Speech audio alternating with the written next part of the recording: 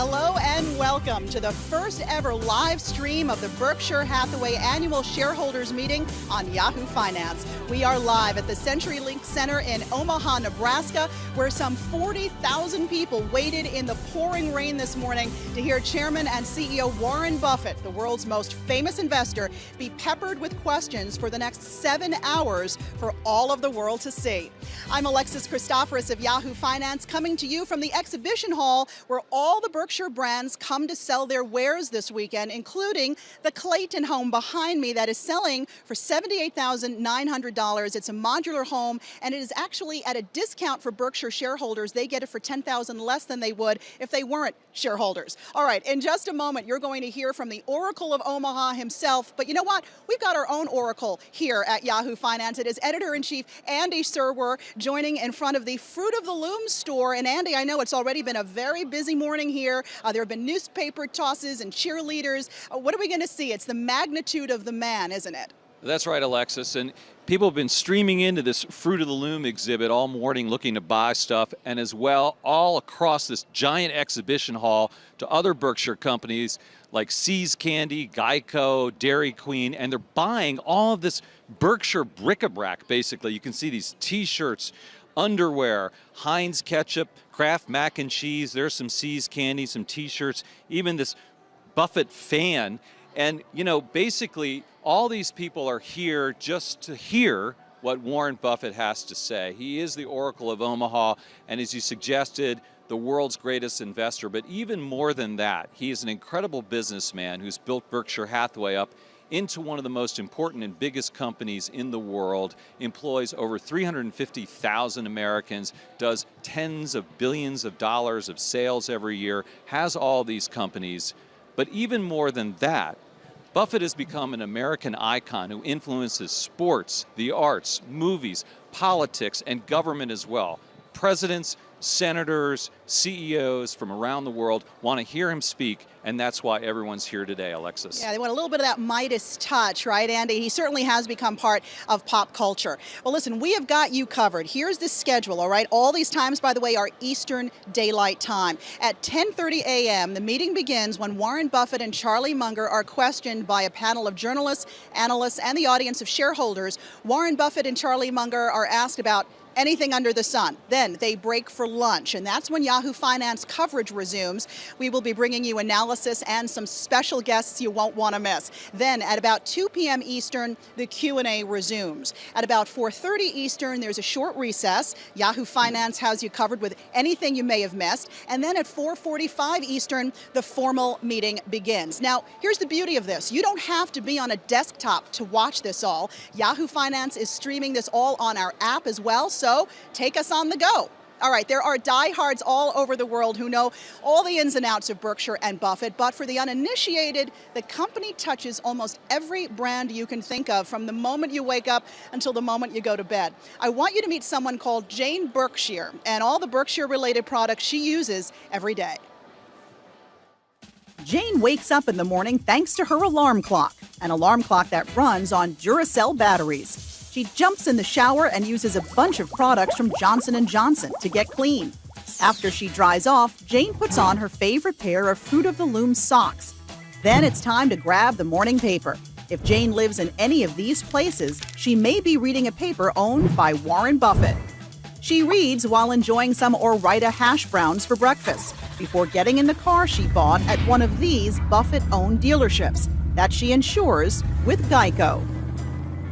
When Jane gets to work, she logs onto her computer, which runs on IBM servers, and checks her Wells Fargo bank account. When it's time for lunch, Jane heads to the cafeteria for a sandwich and an ice-cold Coca-Cola. Later in the afternoon, she needs a snack. Good thing her assistant has a bowl of See's candies on the desk. On the way home, Jane has some errands to run. She stops by Costco to buy some groceries from Heinz and from Kraft. Those groceries got to Costco either on a McLean truck or a train from Burlington Northern. Next, Jane makes a quick stop at Walmart to grab the kids some new clothes or Brooks running shoes, paying for them with her American Express card. For dinner, she grabs a quick bite at Burger King and dessert at Dairy Queen, in a home she got using Berkshire Hathaway Home Services. It's been a long day, so Jane relaxes watching some TV. Direct TV, that is. Good night, Jane Berkshire. All right, now let's hear from the man himself. Andy, I know you sat down with Warren Buffett recently, and he gave you a preview of what we're going to see today, right? That's right, Alexis. I've had the opportunity to speak with Buffett a number of times over the years. I sat down with him recently to talk about this weekend and how it's become this incredible extravaganza. Take a listen. People love to hear what you and Charlie have to say, but you throw the newspapers and you have all these kind of little mini events that surround it. So you've contributed to building it up, right? Yeah, there's a little bit of P.T. Barnum in me. But did you ever plan on it getting to be what it is today? No, I never dreamt it would get this large. I mean, we have had to move the venue about 6 times. Fortunately, they built a new convention center here 6 or 7 years ago, or we would have had to, I don't know what we would have done. It surprised me. We had well over 40,000 last year. And if you go back 25 years, Berkshire didn't even have 40,000 shareholders. So it just keeps going. And you're kind of maxed out, which is one reason why you decided to live stream. Can you talk about why you've decided to live stream this at Yahoo Finance? Yeah, well, there's a couple reasons, but one reason certainly is that we sort of maxed out in Omaha. We couldn't take much in the way of further gains at the meeting. The room at the convention center, the main room, holds about 18,000. There's 5 overflow rooms. And then last year we filled all those, and we had to go across the street to the Hilton Hotel. And so we had a couple more big rooms over there that were pretty full. So, in effect, we were starting to stream it a little bit to our own audience. So that was one reason. But beyond that, it's we get people from all over the world. We have maybe 100 to 200 from Australia, hundreds from China. They come from all over. And not everybody can afford that, or it's not an easy expense to afford. So this gives people a chance that don't want to spend a lot of money on airplanes, and it's just difficult to get to from I think we had 55 countries that people came from last year. So we'll see. We'll make it a little easier for them. So it's a big event. You go up on stage with Charlie Munger, your partner. Do you get nervous? What's it like going up there? No. Charlie grew up in Omaha, but he only comes here now for the annual meeting once a year. And frequently, we don't see each other till just right before the meeting starts, because he's off doing something and I'm off doing something. And when I know the movie's coming to an end, I'm sit out with the audience watching the movie, which starts at 8:30 Central Time and runs till 9:30. And about 9:25, they start rolling the credits on the movie, and Charlie gets up. He sees me get up, and we walk backstage. And then when the movie finally is over, we walk out on the stage. But we don't talk about, we don't consult on anything. I have no idea what he's going to say. And I walk out there, and Charlie's 92, I'm 85.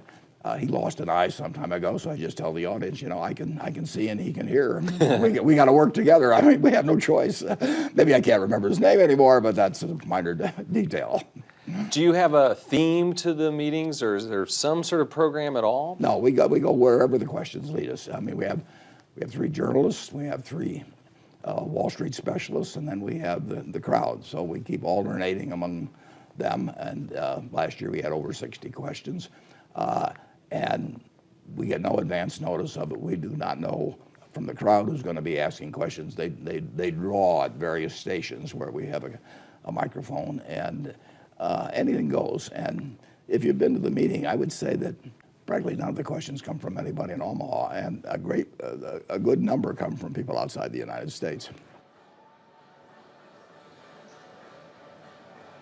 I mean, you learn something every time you talk to the man, Alexis, and what was most striking to me from that conversation was his flexibility. I mean, here's an 85-year-old guy who famously doesn't really know much about technology, who's decided to stream his meeting.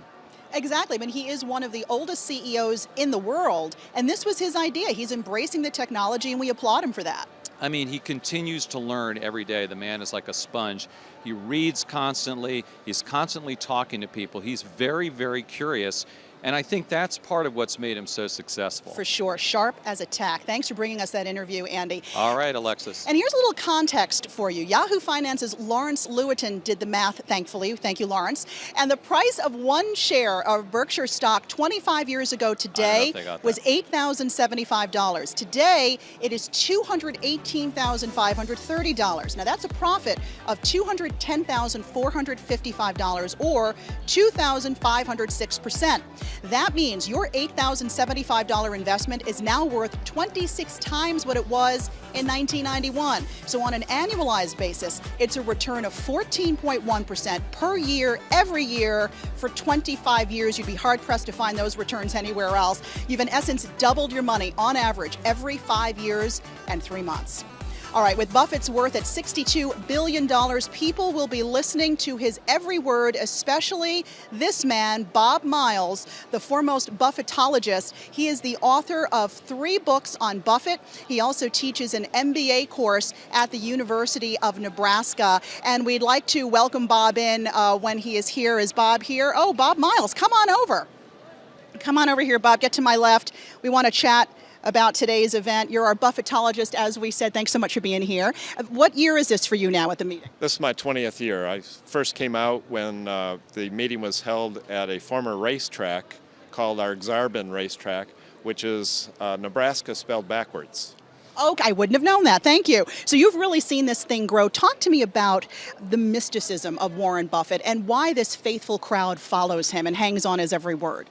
Well, I think he's just a regular guy who speaks the truth. Unlike Wall Street, Warren at the meeting when I first attended 20 years ago would say, Wall Street will sell you anything that you're willing to buy, and that Wall Street is the legal pickpocket for the average investor.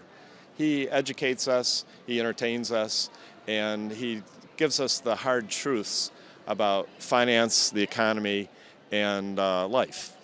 Well, tell me, he's sort of like everybody's grandpa or uncle in many ways, right? Yes. Talk to me about what we might expect him to say during the meeting. We know that he is holding on to shares of IBM at a loss right now. IBM stock is down more than 14%. It's usually policy to not talk about individual stocks at this meeting, but do you think he might, and do you think maybe IBM was a mistake? Well, he says it may have been a mistake. He's said that recently. He may talk about it, but he's likely to not talk about anything they've purchased or they are holding or that they've sold.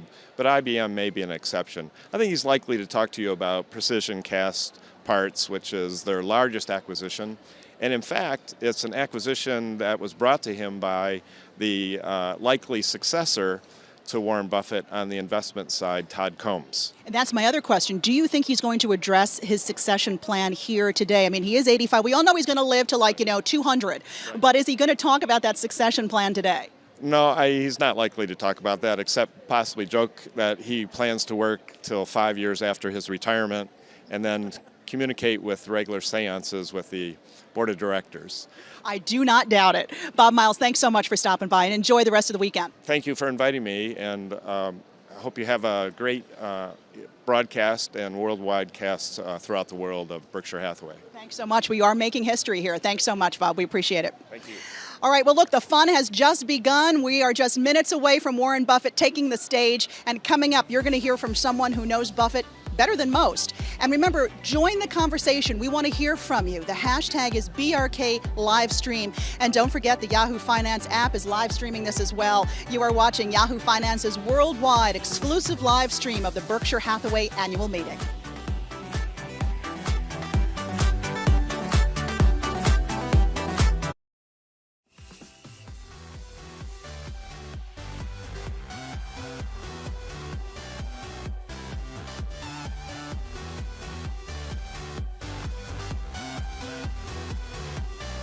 You're watching Yahoo's exclusive live streaming of the Berkshire Hathaway Annual Meeting, coming to you from the CenturyLink Center in Omaha, Nebraska. And we want to welcome our viewers in the United States and around the world. I'm Alexis Christophorus, joined by Yahoo Finance Editor-in-Chief Andy Serwer.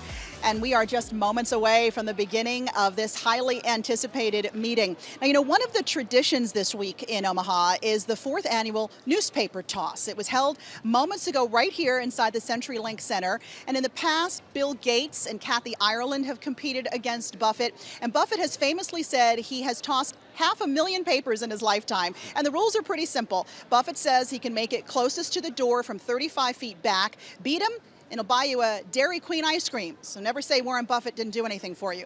All right, people have been lining up since 3 a.m. in the pouring rain. It's tough conditions out there today in Omaha to get inside here. They were running once the doors opened into this exhibit hall. So just who are these people?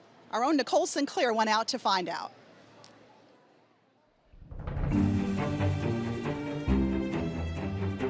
Buffett, Buffett, Buffett. Come for the Oracle, the man himself. What time did you get here this morning? Where are you coming in from? From Mexico City. Taiwan. Melbourne, Australia. Sweden. How many years have you been coming here? About 19, it's been 19 years. Ever since I can remember. Probably a stroller in 1 year. We've been coming for 27 or 28. And why is this weekend so meaningful to you? It's meaningful because there's so much wisdom, there's so much enlightenment, there's so much of what you can't get anywhere in such a concentrated way. We've made some wonderful friends here, and we like to come and visit with them. What's your favorite thing about the meeting? I guess the carnival atmosphere. We learn a lot about what's going on in the world economically, and they're the best. I come here as a groupie, I guess, to see Charlie Munger and Warren Buffett. I'm a big fan, especially of their philosophy of life. Don't overspend your income, have integrity always, and always do what you say you're going to do. Best life advice from Warren or Charlie? How would I say? Make money and don't lose money.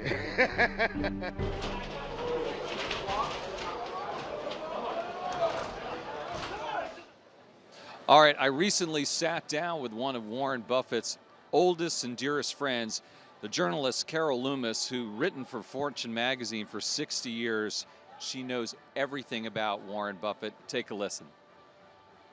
Well, the reputation of the annual meeting itself just built over the years. And it was not only Warren, but it was Charlie Munger, who is such a character, an amazing guy. And so people began to understand that this was something worth listening to. These two guys who weren't nearly the age they are today when it began to build. Not only that, but they ran into other people who were in their business, investments, value investing. Dinners began to be held by some of these value investors. And I saw you the other day quote Warren as saying that there's some of P.T. Barnum in him. And Warren began to bring out the P.T. Barnum aspect. And so eventually we had a 5-kilometer race. We have him, the newspaper throwing contest. I mean, that's an amazing thing, the CEO engaging in a newspaper throwing contest. And then the floor itself of where they sell the merchandise and the variety of stuff that is there. Books for sale, See's Candy, Dairy Queens, you name it, you can buy it there. I mean, it's incredibly insightful and also fun. But people love to come here. They love it. So, Carol, I want you to pretend like I've never heard of Warren Buffett. Okay. And I want you to explain to me what makes him so special. So he's just extremely smart. Secondly, he has spent his entire life trying to learn business, trying to learn everything that he possibly could about business.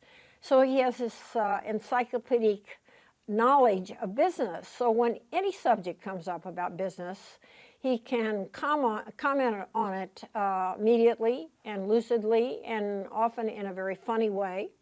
And then thirdly, if an opportunity comes along in business, he can assess it very quickly and either to buy a large stake in a company like Coca-Cola, which he did 4 decades ago, or to buy more and more, to buy a whole business. He is just, his judgment about what to do in those situations is just incredible. Carol, Warren is 85 years old. Right. You're around the same age. Yeah, a little bit older. A little bit older. Why do you guys keep doing this? Why does Warren keep going like this when he doesn't have to? He loves work. He loves everything about it. He loves reading, and he reads immense quantities of everything. There are no people around him that he doesn't like. He just works with people he does like, and he just finds the whole experience wonderful. And he has said to me that he thinks most CEOs, and certainly he would be one, would pay to have their jobs. And he certainly would. And of course, it's almost true that he does pay because he only gets $100,000 salary. But even so, he loves his work. You know, Buffett has his detractors, Alexis. Some people, for instance, say that he can be kind of hokey, but I kind of think that's a really redeeming quality. So many people are so serious about business all the time, and he really brings fun and joy and real passion to what he does, and I wish there was more of that in the business world. Hear that. A very, very charming gentleman, and he makes it all accessible, and people definitely relate to that. All right, great interview with Carol Loomis. Thanks a lot, Andy. Thanks, Alexis. And we are just a couple of minutes away from the start of the Berkshire Hathaway annual meeting, the main event here exclusively on Yahoo Finance. All right, the arena is getting ready for Warren Buffett and Charlie Munger to take the stage. You've been commenting on social media using the hashtag BRK Livestream. We will have those for you in just a moment.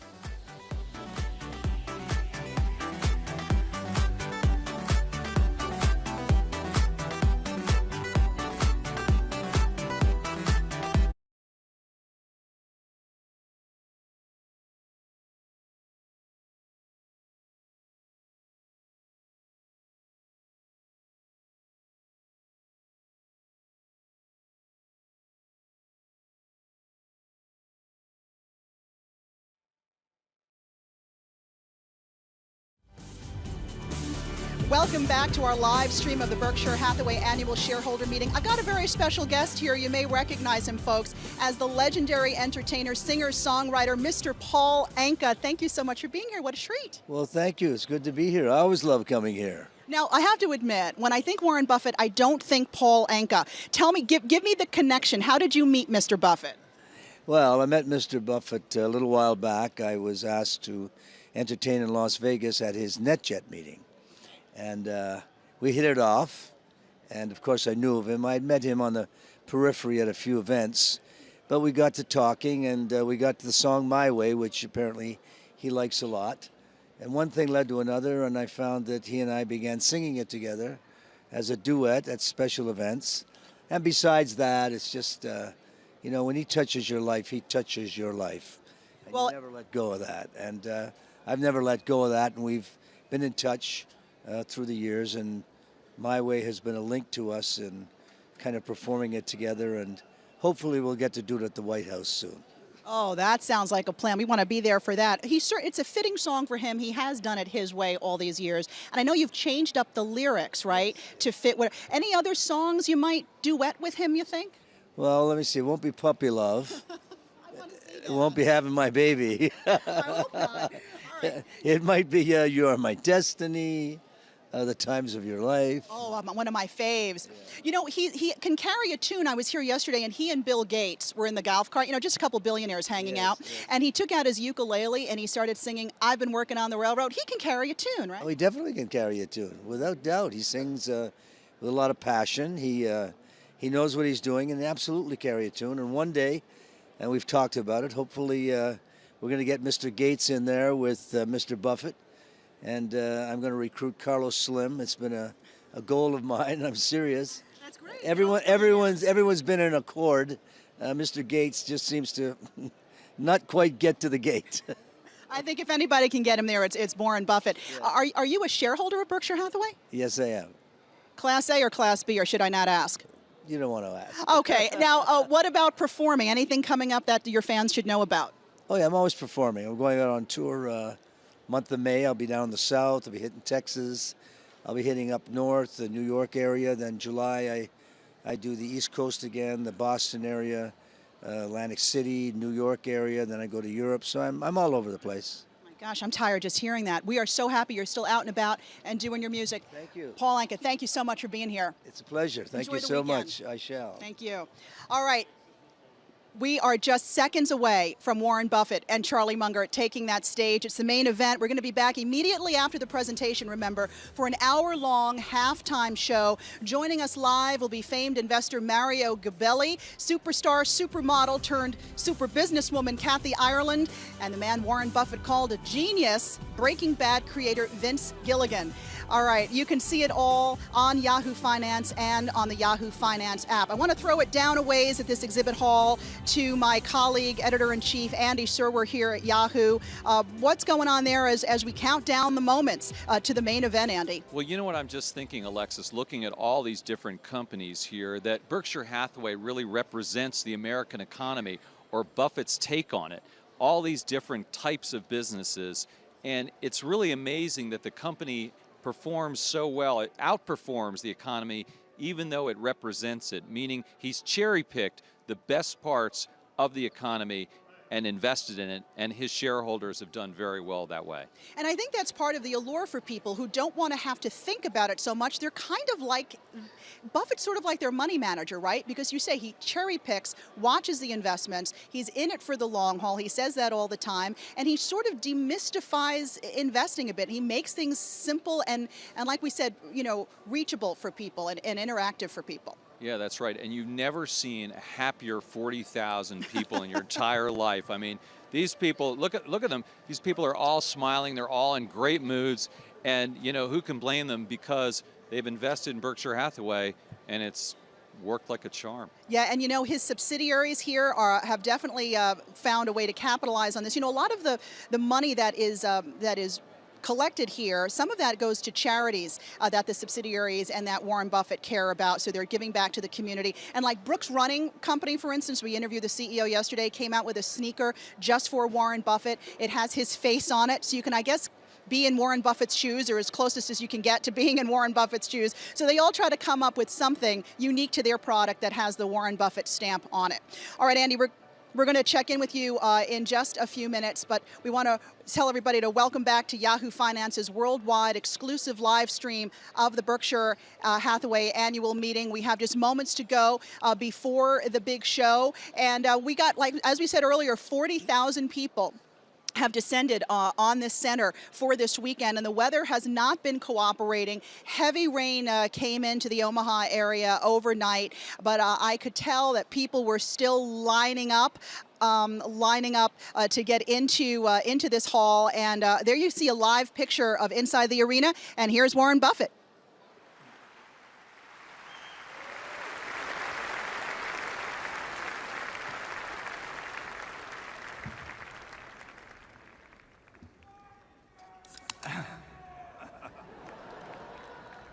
Good morning.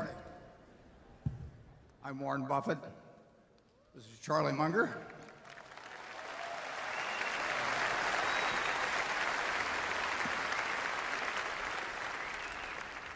I'm the young one.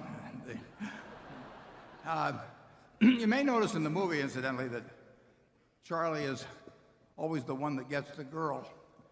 And he has one explanation for that, but I think mine is more accurate. That, as you know, every mother in this country tells her daughter at an early age, if you're choosing between two very old and very rich guys, pick the one that's older.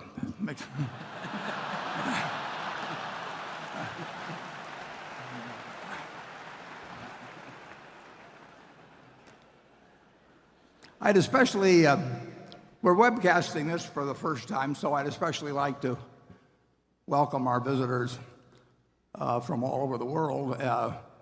We're having this meeting simultaneously translated into Mandarin, and that poses certain problems for me and Charlie, because I'm not sure how sensible all our comments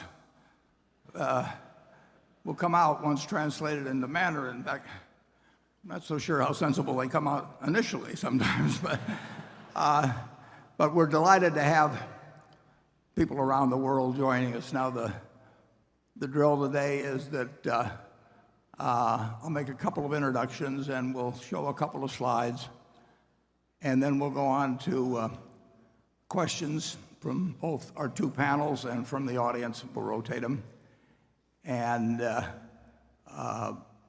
we'll do that until about noon. Actually, about 11:45, I'll give you a rundown on a bet that was made that we report on every year, but then I'll also, in connection with that, explain, and it ties in with it, what I really think is probably the most important investment lesson in the world. So we'll have that about 11:45, and I hope that keeps you around. And then we'll break at noon for an hour for lunch. We'll reconvene at 1 o'clock. We'll proceed until 3:30 with questions. We'll then adjourn for 15 minutes, and at 3:45 convene the formal meeting. I'd like to just make a couple of introductions. I hope Carrie Silva is here. Do we have a spotlight? Carrie puts this whole meeting together. There she is, Wonder Woman.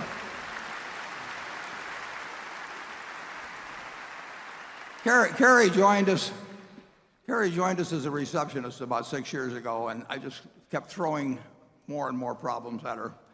And she put together the 50th anniversary book, which we've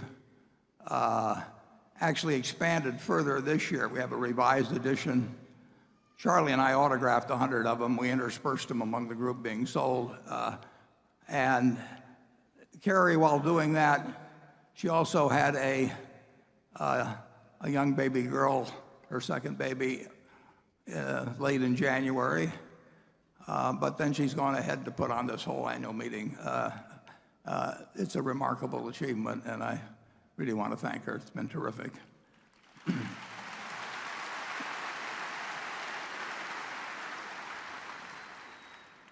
Actually, we have one surprise guest. I think my youngest great-grandchild, who will be about 7 months old, is also here today, and if he happens to break out crying a lot, and don't let it bother you, it's just his mother is explaining to him my views on inherited wealth. And we also have our directors with us, and they're here in the front row. I'll introduce them. If they'll stand when introduced, withhold your applause, no matter how extreme the urge to applaud them individually. And when we've finished, then you can go wild. First of all, Howard Buffett, Steve Burke, Sue Decker, Bill Gates, Sandy Gottesman, Charlotte Guyman, Tom Murphy, Ron Olson, Walter Scott, and Merle Whitmer. And that's our wonderful group.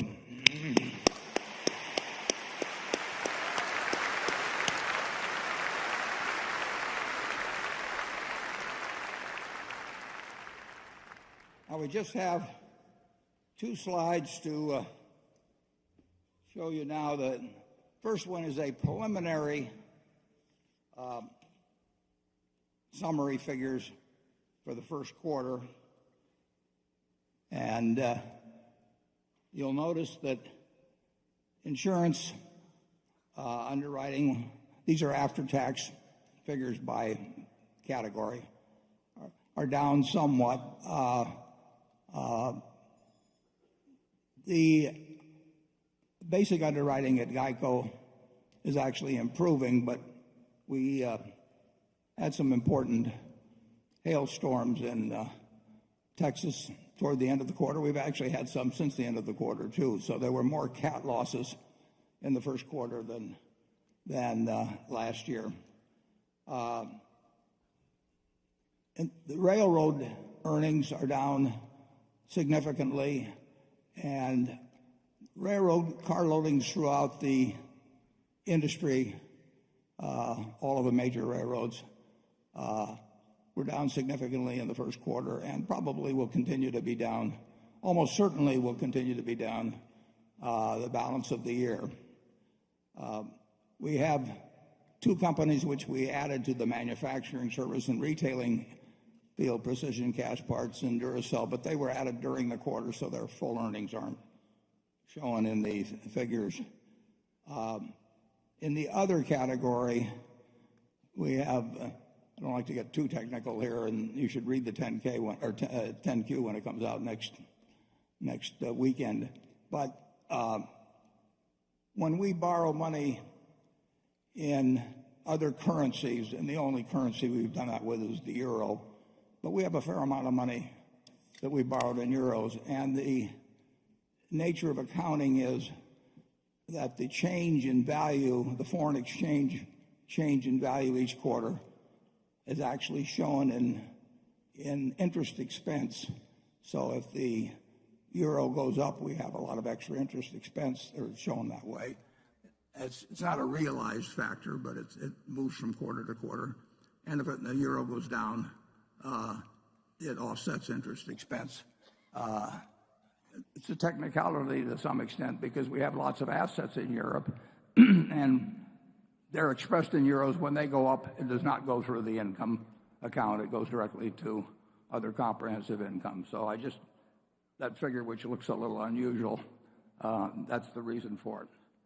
And we always urge you to pay no attention to the figures below operating earnings.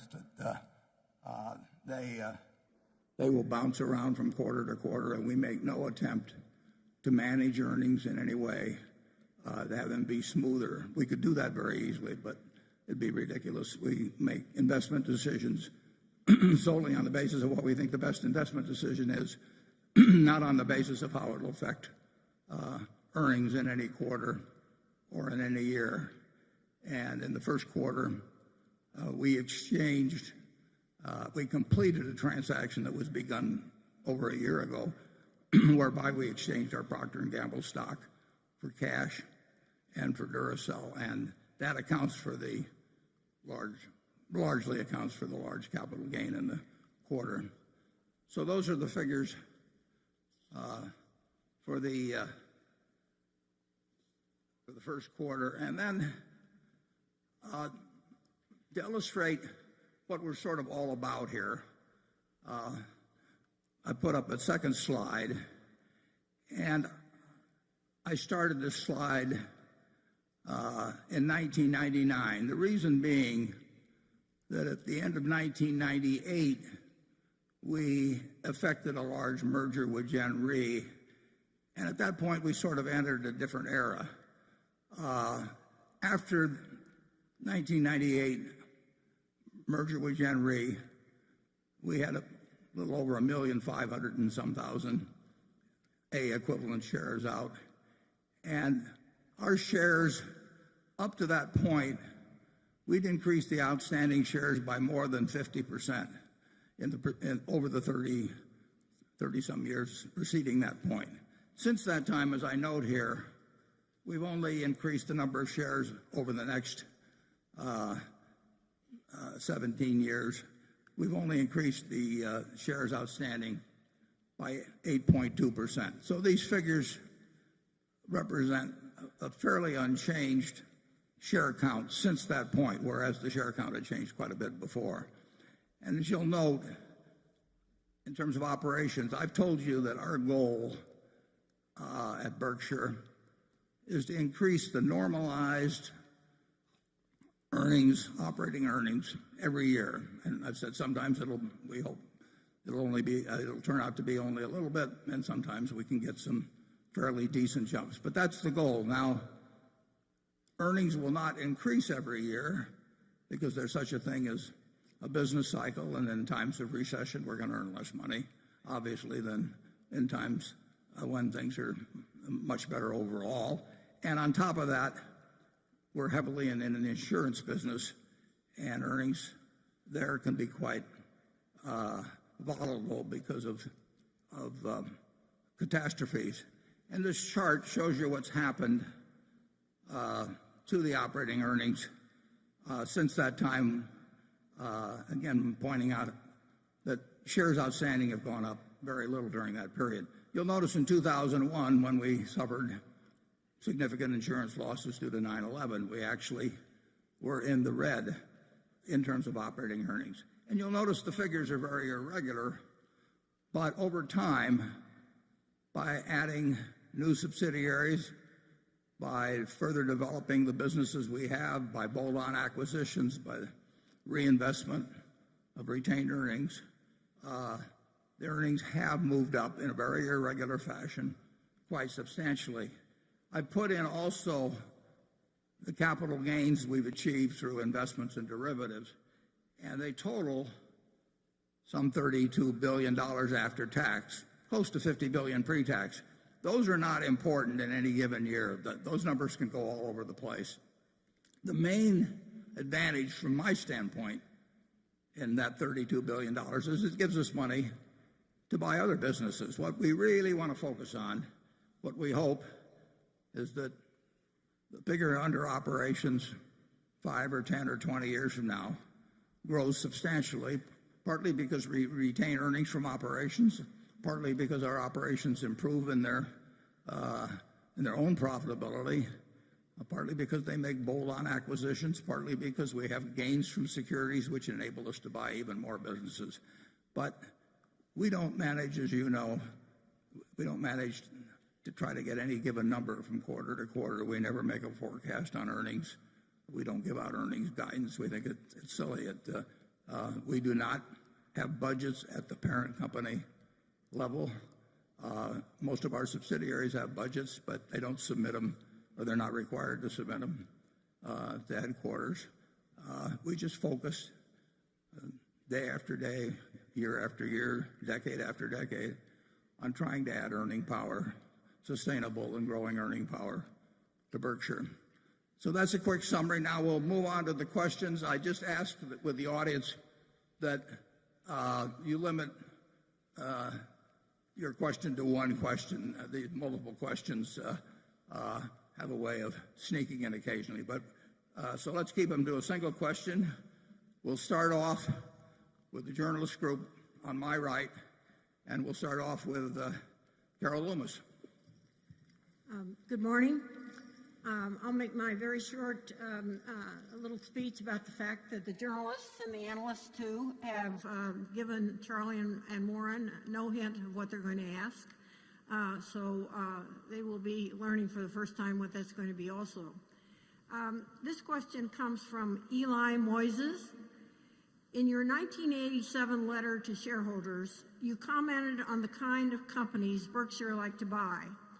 Those that required only small amounts of capital. You said, quote, because so little capital is required to run these businesses, they can grow while concurrently making almost all of their earnings available for deployment in new opportunities. Today, the company has changed its strategy. It now invests in companies that need tons of capital expenditures, are overregulated, and earn lower returns on equity capital. Why did this happen? Yeah, well, it's one of the problems of prosperity. The ideal business is one that takes no capital, but yet grows. And there are a few businesses like that, and we own some. But we are not able, we'd love to find one that we could buy for 10 or 20 or $30 billion that was not capital intensive. And we may, but it's harder, and that does hurt us in terms of compounding earnings growth, because obviously if you have a business that grows and gives you a lot of money every year and doesn't take it, it isn't required in its growth, you get a double-barreled effect from the earnings growth that occurs internally without the use of capital, and then you get the capital it produces to go and buy other businesses. And See's Candy was a good example of that. I'd use that. Back when the newspaper business was good, Our Buffalo newspaper, for example, was a good example of that. The Buffalo newspaper was making at one time $40 million a year and had no capital requirements. So we could take that whole $40 million and go buy something else with it. But increasing capital acts as an anchor on returns in many ways, and one of the ways is that it drives us into, just in terms of availability, it drives us into businesses that are much more capital intensive. You just saw a slide, for example, on Berkshire Hathaway Energy, where we just announced, just in the last couple of weeks, we announced a $3.6 billion investment coming up in wind generation. And we pledged overall to have $30 billion in renewables. Anything that Berkshire Hathaway Energy does, anything that BNSF does, takes lots of money. We get decent returns on capital, but we don't get the extraordinary returns on capital that we've been able to get in some of the businesses we require that are not capital intensive. As I mentioned in the annual report, we have a few businesses that actually earn 100% a year on true invested capital. And clearly that's a different sort of operation than something like Berkshire Hathaway Energy, which may earn 11 or 12% on capital, and that's a very decent return, but it's a different sort of animal than the business that very low capital intensity. Charlie? Well, when our circumstances changed, we changed our minds. Slowly and reluctantly. In the early days, quite a few times we bought a business that was soon producing 100% per annum on what we paid for it and didn't require much reinvestment. If we'd been able to continue doing that, we would have loved to do it. But when we couldn't, we went to Plan B. And Plan B is working pretty well, and in many ways I've gotten so I sort of prefer it. How about you, Warren? Yeah, that's true. When something's forced on you, you might as well prefer it.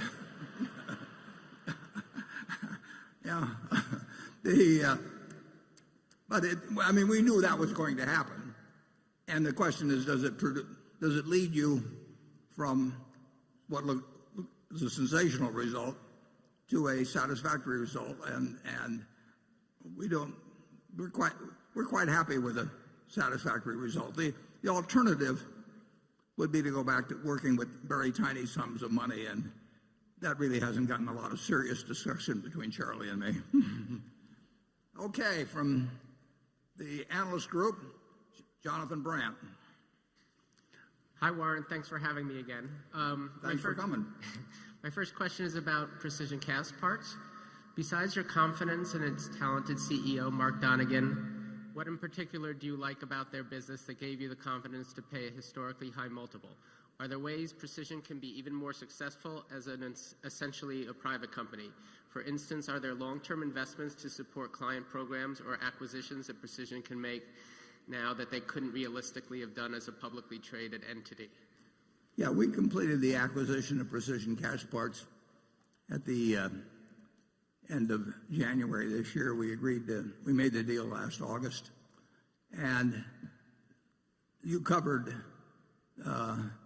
the most important asset in your question. Mark Donegan, who runs Precision Castparts, is an extraordinary manager. We've seen Charlie and I have seen a lot of managers over the years, and I would almost rank Mark as one of a kind. He is doing extremely important work in terms of primarily making aircraft parts. I would say that there's certainly no disadvantages to him to be working as and for that company to be a subsidiary of Berkshire and not be a public company. And I think he would say, and I think Charlie and I would agree with him, that over time there could be some significant advantages. For one thing, he can spend 100% of his time now on figuring out better things to do with aircraft engines. And it was always his first love to be thinking about that, and he did spend most of his time, but he also had to spend some time, explaining quarterly earnings to analysts and perhaps negotiating bank lines and that sort of thing. So his time, like all of our managers, can be spent exactly on what makes the most sense to them in their business. Mark does not have to come ever to Omaha to put on some show for me in terms of justifying $1 billion acquisition or planned investment. He doesn't have to waste his time on anything that isn't productive. And running a public company, you do waste your time on quite a bit of stuff that isn't productive. So I would say we've taken the main asset of Precision Cast and made him, in this case, even more valuable to the company. In terms of acquisitions, Precision's always made a number of them, but as being part of Berkshire, there's really no limitations on what can be done. So there again, his canvas has been broadened, enlarged with the acquisition by Berkshire. I see no downside whatsoever. If he needs capital, I've got an 800 number, and he wasn't paying much of a dividend before, but he doesn't have to pay any dividend now. And Precision Cash will do better under Berkshire than it would have independently, although it would have done very, very well independently. Charlie? Yeah, well, in the early days, we used to make wise-ass remarks, and Warren would say, we buy a business that an idiot could manage, because sooner or later an idiot will. And we did buy some businesses like that in the early days, and they were widely available. Of course we'd prefer to do that, but the world has gotten harder, and we had to learn new and more powerful ways of operating. A business like Precision Cast Parts requires a very superior management that's going to stay superior for a long time. And we gradually have done more and more and more of that, and it's simply amazing how well it works. I think to some extent we've gotten almost as good at picking the superior managers as we were in the old days of picking the no-brainer businesses. Yeah, we would love to find, we won't be able to find them because they're very rare birds, but we would love to find another 3 or 4 of a similar type to Precision Cast Parts, where they forever are going to be producing something where quality is enormously important, where the customers depend very heavily on them, when there's contracts that extend over many years, and where people don't simply just take the low bid in order to get this gadget of one sort or another. It's very important that you have somebody there that has enormous skill running the business, and their reputation among aircraft manufacturers, engine manufacturers, is absolutely unparalleled. Okay, now we go to the audience, and we'll go up to section 1. And if you'll give your name and where you're from, I'd appreciate it. Hi, good morning. My name is Gaspar. I'm Spanish, and I come from London. I admire you both in many ways, but I would like to know that when looking backwards, what would you have done differently in life in your search for happiness? Well, I'm 85, and I can't imagine anybody any happier than I am. So, by accident or whatever, I'm sitting here eating exactly what I like to eat, doing in life exactly what I love to do with people I love. So it really doesn't get any better than that. And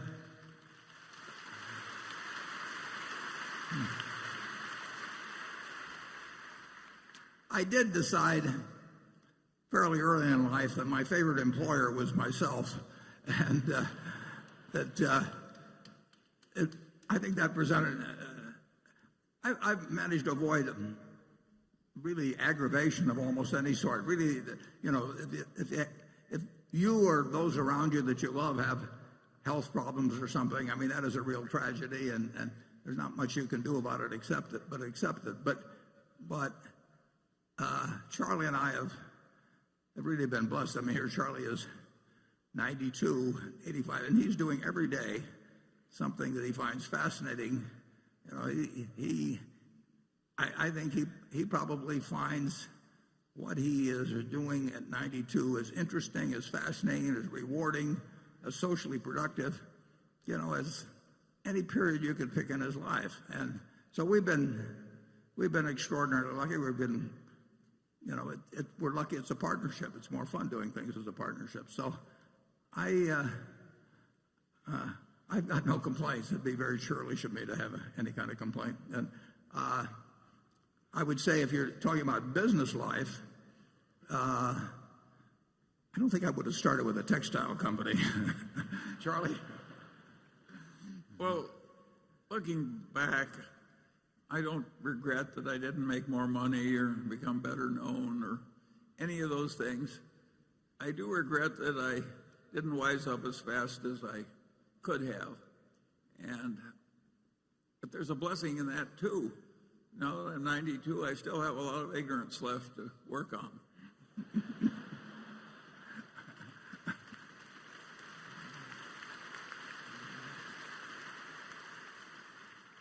Okay, Becky, quick. This question comes from Solomon Ackerman, who's in Frankfurt, Germany. He wants to know why Berkshire has significantly sold down their holdings in Munich Re, which is the world's biggest reinsurance company based in Germany, while sticking with their reinsurance operations within Berkshire, like Berkshire Hathaway Reinsurance and General Re.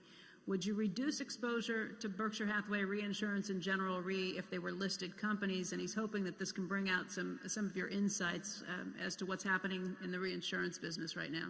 Yeah, I said in the annual report that I thought it was very likely that the reinsurance business would not be as good in the next 10 years as it has been in the last 10 years. I may be wrong on that, but that's just a judgment based on seeing the competitive dynamics of the reinsurance business now versus 10 or 20 years ago. Both Munich, we sold our entire holdings, which were substantial, of Munich Re and Swiss Re. We owned about 3% of Swiss Re, and we owned more than 10% of Munich Re. And last year, we sold those two holdings. They're fine companies.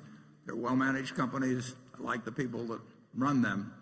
I think their business, the business of the reinsurance companies generally, is less attractive for the next 10 years than it has been for the last 10 years. In part, that's because what's happened to interest rates. A significant portion of what you earn in insurance comes from investment of the float, and both of those companies, and for that matter almost all of the reinsurance industry, is somewhat more restricted in what they can do with their float because they don't have this huge capital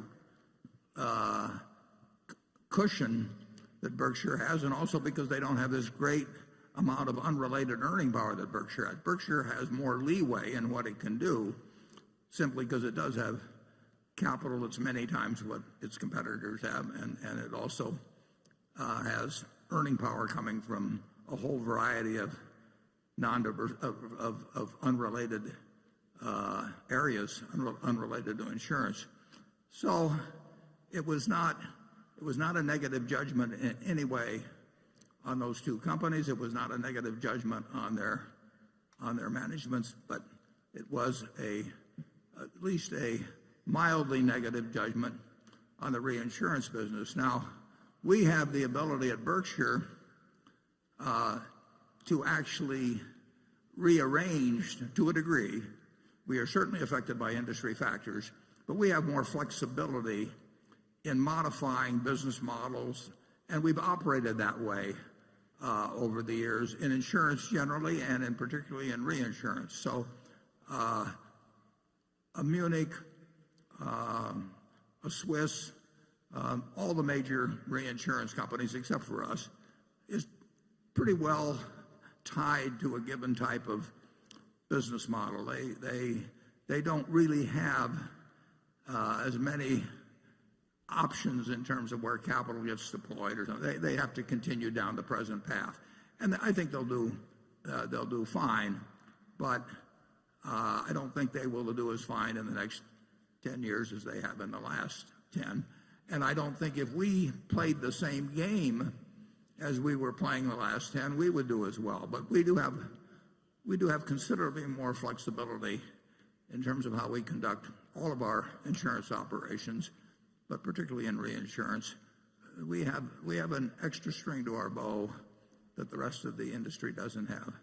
The amount of capital that's come in to the reinsurance business, it is no fun running a traditional reinsurance company and having money come in, particularly if you're in Europe, and have money come in and look around you for investment choices and find out that a great many of the things that you were buying a few years ago now have negative yields. The whole idea of float is that it's supposed to be invested at a positive rate and a fairly substantial positive rate. And that game has been over for a while, and it looks like it'll be at least unattractive, if not terrible, for a considerable period in the future. Charlie? Yeah, there's a lot of new capacity in reinsurance, and there's a lot of very heavy competition. A lot of people from finance have come over into reinsurance, and all the old competitors remain too. That's different from precision cast parts, where most of the customers would be totally crazy to hire some other supplier because precision cast parts is so much more reliable and so much better. Of course, we like the place with more competitive advantage. We're learning. To put it in terms of economics 101, and then basically in reinsurance, supply has gone up and demand has not gone up. And some of the supply is driven by investment managers who would like to establish something offshore where they don't have to pay taxes. And reinsurance is sort of the easiest what you might call beard behind which to actually engage in money management in a friendly tax jurisdiction. And you can set up a reinsurance operation with very few people by taking large chunks of what brokers may offer. It's not the greatest reinsurance in the world, and a couple of the operations that have done that have proven that statement to be right. But nevertheless, it is a very, very easy way to have a disguised investment operation in a friendly tax jurisdiction. But that becomes supply in the reinsurance field, and supply has gone up relative to demand, and it looks to me like that will continue to be the case. And couple that with the poor returns on float, and it's not as good a business as it was. Now we'll talk to an insurance man about it. Cliff Gallen. Thank you. In terms of growth and profitability, GEICO really got whooped by Progressive Direct over the last year. In 2015, Progressive Direct's auto business grew policy count by 9.1%, GEICO only 5.4%. And in terms of profitability, the combined ratio at Progressive was a 95.1 and GEICO's was a 98.0. Is this evidence that Progressive's investments in technology like Snapshot, investments that GEICO has spurned, is it making a difference in a time of difficult loss trends? Why is GEICO suddenly losing to Progressive Direct? Yeah, well, I would say this, over the last, well, I forget what year it was we passed Progressive and what year it was we passed Allstate, but GEICO's growth rate in the first quarter was not as high as in the past couple of first quarters, but it was quite satisfactory. Now, the first quarter is by far the best quarter for growth. But last year, both frequency, how often people had accidents, and severity, which is the cost per accident, in other words, just how much those accidents cost you, both of those went up quite suddenly and substantially. And Progressive's figure showed that they were hit by that less than Allstate and GEICO and some others. But I don't think you'll see necessarily those same trends this year. It's an interesting thing. Last year, for the first time in I don't know how many years, the number of deaths in auto accidents per 100 million miles went up. Now, if you go back to the mid-1930s, there were almost 15 people killed per 100 million miles driven. It got down to just slightly over 1, from 15 to 1. You had roughly as many people killed in auto accidents in the mid-1930s, about 33,000 a year, as we had last year or the year before, when people drove almost 15 times as many miles. Cars have gotten far, far, far, far safer. And it's a good thing, because if we'd had the same rate of deaths from auto accidents as we had in the 30s relative to miles driven, we would have had over 500,000 people die last year from auto accidents instead of a figure closer to 40,000. But last year, for the first time, there was more driving, and I think there was more distracted driving. So you really had this uptick in frequency and more important, in severity. GEICO has adjusted its rates. As I mentioned, my own prediction would be that the underwriting margins at GEICO will be better this year than last year, although you never know when catastrophes are coming along. March and April have had a lot of cat activity. I made a bet a long time ago on a mental one on the GEICO model versus the Progressive model, and as I say, they were significantly ahead of us in volume a few years back, and we passed them, and we passed Allstate, and as I put in the annual report, I hope on my 100th birthday that the GEICO people announced to me that they passed State Farm, but I have to do my share on that too by getting to 100, so we'll see what happens on that particular one. Charlie? Well, I don't think it's a tragedy that some competitor got a little better ratio from one period. GEICO's quadrupled its market share since we bought all of it. Quintupled, yeah. Quintupled, all right. I don't think we should worry about the fact that somebody else had a good quarter. Yeah.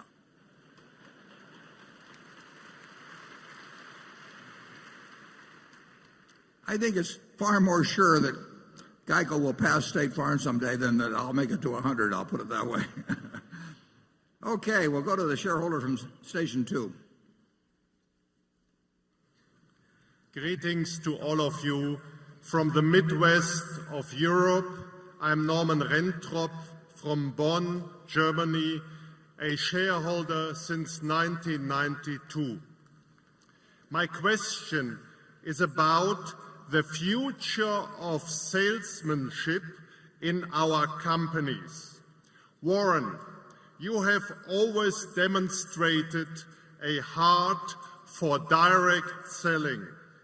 When we met you in the midst of a tornado warning in the barber shop, you immediately offered to write insurance for us. That's true. Now, they were all huddled down there in the barber shop, and there wasn't going to be any tornado, so I told them if they give me $1, they can go upstairs, and if anything happened to them, I'd pay them, I forget, $1 million or something of the sort. Now, we see with the rise of Amazon.com and others a shift from push marketing to pull marketing, from millions of catalogs having been sent out in the past to now consumers searching on what they are looking for. What is your take on how this shift from push to pull marketing will affect our companies? Well, Norman, the development you refer to is huge. I mean, really huge. And it isn't just Amazon, but Amazon is a huge part of it. And what they've accomplished in a fairly short period of time and continue to accomplish is remarkable. The number of satisfied customers they've developed. And we don't make any decision involving even the manufacturing of goods, the retailing, whatever it is, without thinking long and hard about what the world will look like in 5 or 10 or 20 years with that powerful trend, really hugely powerful trend that you just described. So we don't look at that as something where we're going to try and beat them at their own game. They're better than we are at that. And so Charlie and I are not going to out Bezos by a long shot. But we are going to think about that. It does not worry us, obviously, with the precision cast. It doesn't worry us in terms of the overwhelming majority of our businesses, but it is a huge economic trend that 20 years ago was not on anybody's radar screen, and lately has been on everybody's radar screen, and many of them have not, and including us in a few areas, have not figured the way to either participate in it or to counter it. The Geico is a good example of a company that, in an industry that had to adjust to change, and some people made the change better than others. We were slow on the internet. The phone had worked so well for us, and this traditional advertising, and the phone had worked so well that there's always a resistance to think about new possibilities. When we saw what was happening on the internet, we jumped in with both feet, and with mobile and whatever.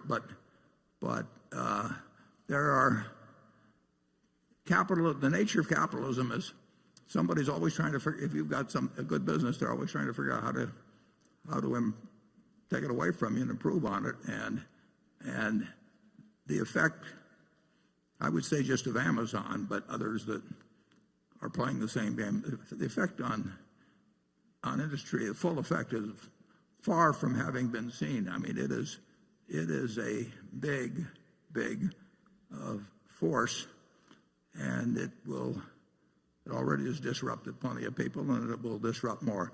I think Berkshire is quite well situated. For one thing, one big advantage we have is we didn't ever see ourselves as starting out in one industry. I mean, we went into department stores, but we didn't think of ourselves as department store guys, or we didn't think of ourselves as steel guys or tire guys or anything of that sort. So we've thought of ourselves as having capital to allocate. If you start with a given industry focus and you spend your whole time working on a way to make a better tire or whatever it may be, I think it's hard to have the flexibility of mind that you have if you just think you have a hopefully large and growing pile of capital, and trying to figure out what is the best next move that you can make with that capital. And I think we do have a real advantage that way. But I think Amazon's got a real advantage too, in this intense focus on having hundreds of millions of generally very happy customers getting very quick delivery of something that they want to get promptly, and they want to shop the way they shop. And if I owned a bunch of shopping malls or something like that, I would be thinking plenty hard about what they might look like 10 or 20 years from now. Charlie? Well, I would say that we failed so thoroughly in retailing when we were young that we pretty well avoided the worst troubles when we were old. I think net Berkshire has been helped by the internet. The help at Geico has been enormous, and it's contributed greatly to the huge increase in market share. And our biggest retailers are so strong that they'll be among the last people to have troubles from Amazon. I didn't get that dollar from you, Norman, actually, after I gave you that wonderful advice. Andrew? Thank you, Warren. Great to see you today. Got a lot of questions on this particular topic, and this question is a particularly pointed one. Warren, for the last several years at this meeting, you've been asked about the negative health effects of Coca-Cola products, and you've done a masterful job dodging the question by telling us how much Coke you drink personally. Statistically, you may be the exception. According to a peer-reviewed study by Tufts University, soda and sugary drinks may lead to 184,000 deaths among adults every year. The study found that sugar-sweetened beverages contributed to 133,000 deaths from diabetes, 45,000 deaths from cardiovascular disease, 6,450 deaths from cancer. Another shareholder wrote in about Coke, noted that you declined to invest in the cigarette business on ethical grounds, despite once saying, quote, "It was a perfect business because it costs a penny to make, sell it for $1, it's addictive, and there's fantastic brand loyalty." Again, removing your own beverage consumption from the equation, please explain directly why we Berkshire Hathaway shareholders should be proud to own Coke. Yeah, I think people confuse the amount of calories consumed. I mean, I happen to elect to consume about 700 calories a day from Coca-Cola. So I'm about 1/4 Coca-Cola, roughly. I'm not sure which quarter, and I'm not sure we want to pursue the question. But I think if you decide that sugar generally is something that the human race shouldn't have, I think the average person consumes something like 150 pounds of dry weight sugar a year, 125 pounds. I mean, what's in Coca-Cola largely, I mean, where the calories come from, is sugar. I elect to get my 2,600 or 2,700 calories a day from things that make me feel good when I eat them. And that's been my sole test. It wasn't a test that my mother necessarily thought was great, or my grandfather, but there are over 1.9 billion 8-ounce servings of some Coca-Cola drink. Now, they have an enormous range of products, I mean, they have a few that are called Coke, Diet Coke, Coke Zero, and that sort of thing. But they have literally thousands of products. 1.9 billion, that's, what is that, 693 billion, 500 million 8-ounce servings a year, except it's a leap year. That's almost 100 8-ounce servings per capita for 7 billion people in the world every year. And that's been going on since 1886. And I would find quite spurious the fact that somebody says if you're eating 3,500 or so calories a day and you're consuming 2,700 or 800, and some of the 3,500 is Coca-Cola, to lay it any particular obesity related illnesses on the Coca-Cola you drink. You have the choice of consuming more than you use. I mean, and I make a choice to eat or to get 700 calories from this. I like fudge a lot, peanut brittle, and I am a very, very, very happy guy. And I don't know. I think, and I'm serious about this, I think if you were happy every day, it may be hard to measure, but I think you're going to live longer as well. So there may be a compensating factor.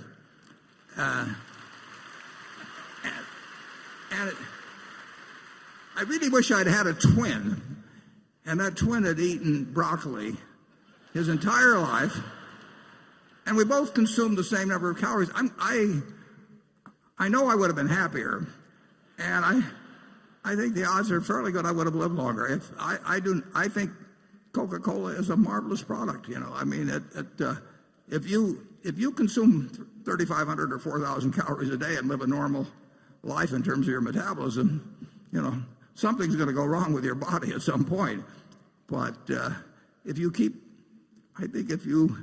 balance out the calories so that you don't become obese, I have not seen evidence that convinces me that I'll make it. It'll be more likely I reach 100 if I suddenly switch to water and broccoli. Incidentally, a friend of mine, R.J. Miller, a remarkable man, born about 100 miles from here west, 8th child, near Shelby, Nebraska. He said Shelby's population was 596 and it never changed because every time some girl had a baby, a guy had to leave town. It was a very stable. But R.J. went on to be president of Ford Motor Company from this farm near Shelby, and he had his 100th birthday on March 4th of this year. So I went out to see R.J. for his birthday on March 4th, and R.J. told me that there were 10,000 men in the United States that had lived to be 100 or greater, and there were 45,000 women that were 100 or greater. So I came back and I checked that on the internet. I went to the census figures, and sure enough, that is the ratio. There's 10,000 men over 100 roughly and 45,000 women. So if you really want to improve your longevity prospects, I mean, a guy in my position, you have a sex change. I mean, you're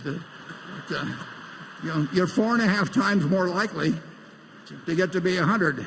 That sounds like one of those studies that people put out. It's just a matter of fact, folks. I think I'll have Charlie go first, though, on that one. Charlie, do you have any comments? Well, have some fun. I like the peanut brittle better than the Coke, but I drink a lot of Diet Coke, and I think the people who ask questions like that one always make one ghastly error that's really inexcusable. They measure the detriment without considering the advantage. Well, that's really stupid. That's like saying we should give up air travel through airlines because 100 people die a year in air crashes or something. That would be crazy. The benefit is worth the risk. And if every person has to have about 8 or 10 glasses of water every day to stay alive, and it's pretty cheap and sensible and improves life to add a little extra flavor to your water and a little stimulation and a little calories if you want to eat that way, there are huge benefits to humanity in that, and it's worth having some disadvantage. We ought to have almost a law in the editorial, I'm sounding like Donald Trump, where these people shouldn't be allowed to cite the defects without citing the offsetting advantage. It's immature and stupid.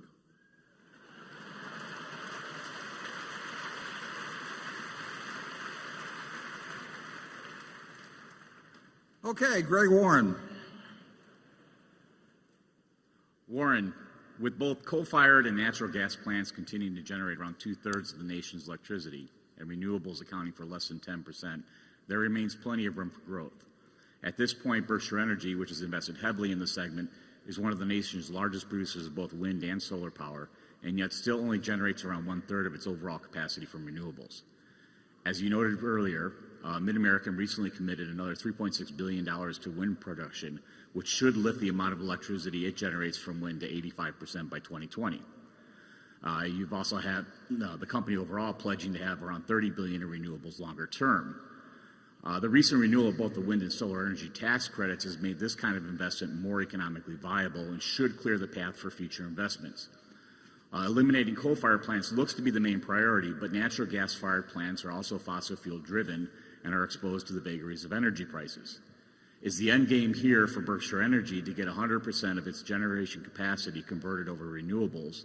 And what are the risks and the rewards associated with that effort? After all, the company operates in a highly regulated industry where rates are driven by an effort to keep customer costs low while still providing adequate returns for the utilities. Yeah, well, I think implicit in what you say is that we do any decision we make, including the one that we just showed during the movie,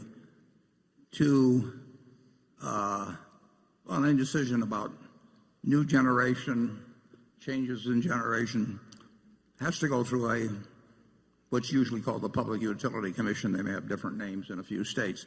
But the utility industry is overwhelmingly regulated at the state level, and we cannot make changes that are not approved by the Public Utility Commission. We've had more problems, for example, in bringing in renewables in our western utility, Pacific Corp, because it's in effect regulated by 6 states, I believe in 6 states, and they don't necessarily agree on how the costs and benefits should be divided if we put in a bunch of renewables, and we have to follow their instructions.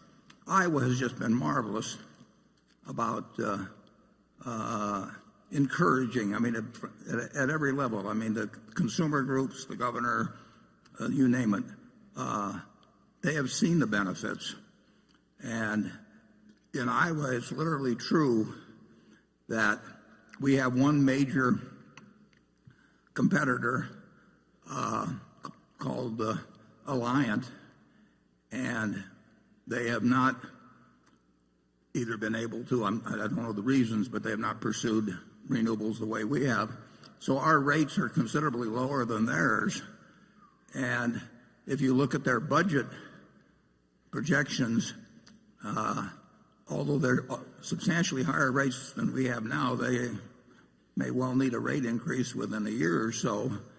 And with our latest expansion, we have said that we will not need a rate increase till 2029 at the earliest. That's 13 years off. So there have been great benefits if you have regulation that works with you on that. But it is a determination that is made at the state level. Now, the federal government has encouraged in a major way the development of renewables by this production tax credit, which currently amounts to about 2.3 cents per kilowatt hour. We would not have the renewable generation that we have if it hadn't been for the fact that the building of those projects is subsidized by the federal government, because the benefits of reducing solar emissions or carbon emissions are worldwide, and therefore it's deemed proper that the citizenry as a whole should participate in subsidizing the cost of reducing those emissions. And that is encouraged. In fact, it's allowed. Things like have happened in Iowa as well. But the degree to which the renewables replace primarily coal, although there's plenty of emissions connected with natural gas, if you trace it all the way through, will depend on governmental policy. And I think so far, I think it's been quite sensible in encouraging having the cost borne by society as a whole in terms of reduced tax revenues, and having the benefits, which is less CO2 into the atmosphere, be also broadly, they're not just limited to the people of Iowa when we build that. That's a benefit that accrues to the world. So I think you'll see continued change. It will vary by by jurisdiction, and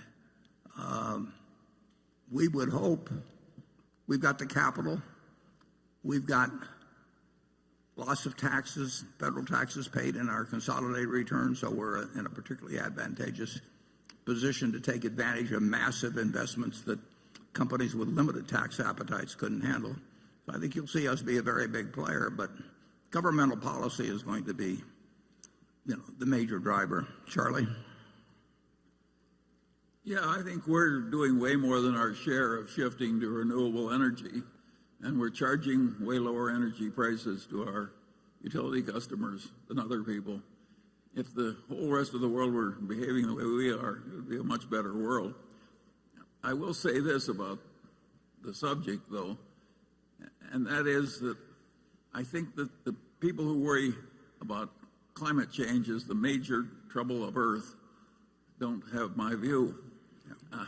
I think that I like all this shifting to renewables, but I have a different reason. I want to conserve the hydrocarbons because eventually I think we're going to use every drop, humanity, for chemical feedstocks. And so I'm in their camp, but I got a different reason. One thing might find kind of interesting, Nebraska's not done much with wind power, and maybe 2 miles from where we're sitting, right across the river, people are buying their electricity cheaper in Council Bluffs, right across the river, than they are in Omaha. And yet Omaha,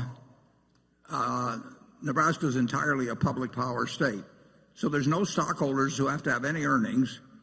The bonds are issued on a tax-exempt basis, and yet electricity is considerably cheaper right across the river. And, the wind blowing doesn't just start at the Missouri River. I mean, it comes across Nebraska, and that wind could be captured.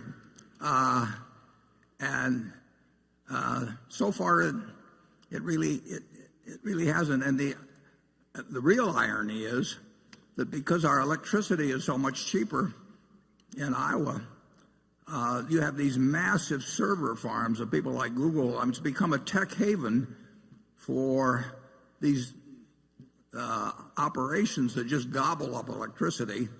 And Iowa has gotten plant after plant after plant and job after job after job, and increased property tax. I mean, gotten more property tax revenues. And that's being done. The Google server is probably 7 or 8 miles from here. And it's located in Iowa because we have cheap wind-generated electricity, and it's creating jobs. It's fascinating, but Nebraska has prided itself on public power. It was originated back, I believe, in the 30s when George Norris was a very powerful senator here, and it's been a source of pride, but lately it's been a source of cost, too. Okay, shareholder section 3. Good morning, Mr. Buffett and Mr. Munger. My name's Adam Bergman. I'm with Sterling Capital in Virginia Beach.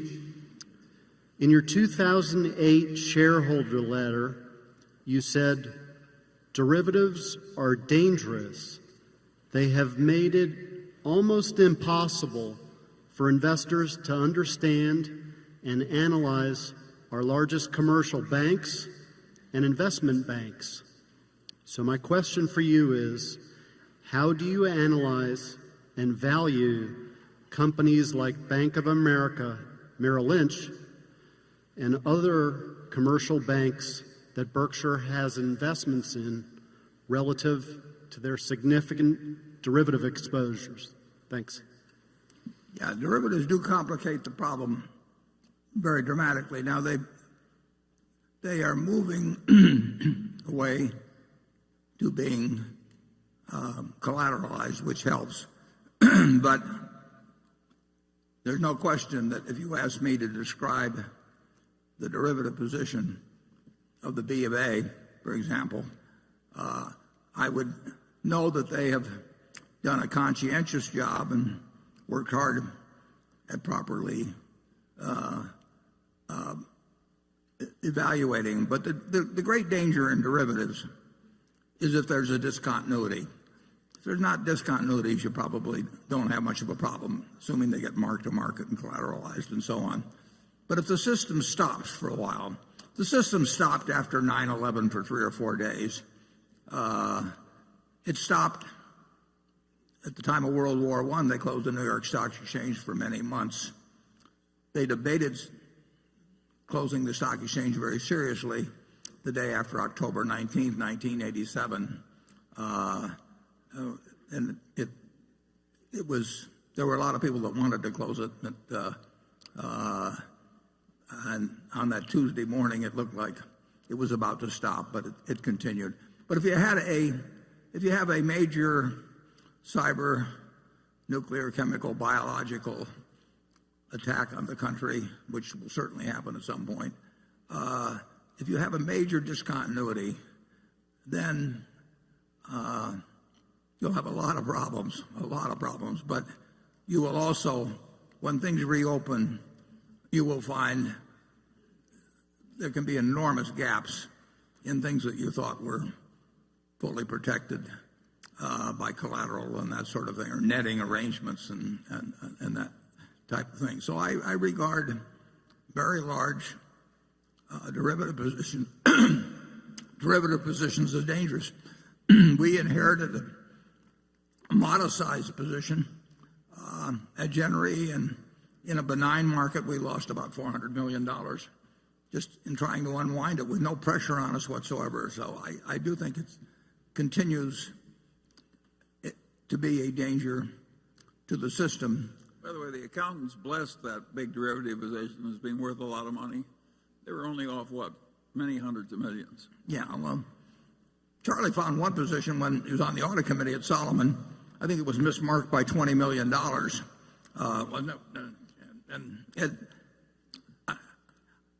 I actually, by happenstance, I do know of one incredibly mismarked position. Doesn't affect any of our operations, but it almost staggers the mind to know the way that position is marked, and you can only come to the conclusion that some trader somehow got influenced whoever did mark it, or marked it himself, heaven forbid, and probably just influenced someone, or they didn't know enough. Some of these things get so complicated, they are very hard to evaluate.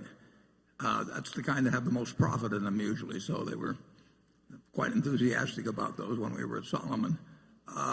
They can be extraordinarily hard to mark, and like I say, I know one that's so mismarked it would blow your mind. And the auditors, I don't think are necessarily capable of holding that behavior in check. It's very interesting because now there's really 4 big auditing firms, and obviously they're auditing companies where there's a derivative position, and they're auditing company A that's on one side of the transaction, and they're auditing company B that's on the other side of the transaction. In some cases, it's the same auditor, and I will guarantee you that there's plenty of times when the marks on what they're attesting to are significantly different, which would be an interesting exercise to pursue in terms of checking those numbers out.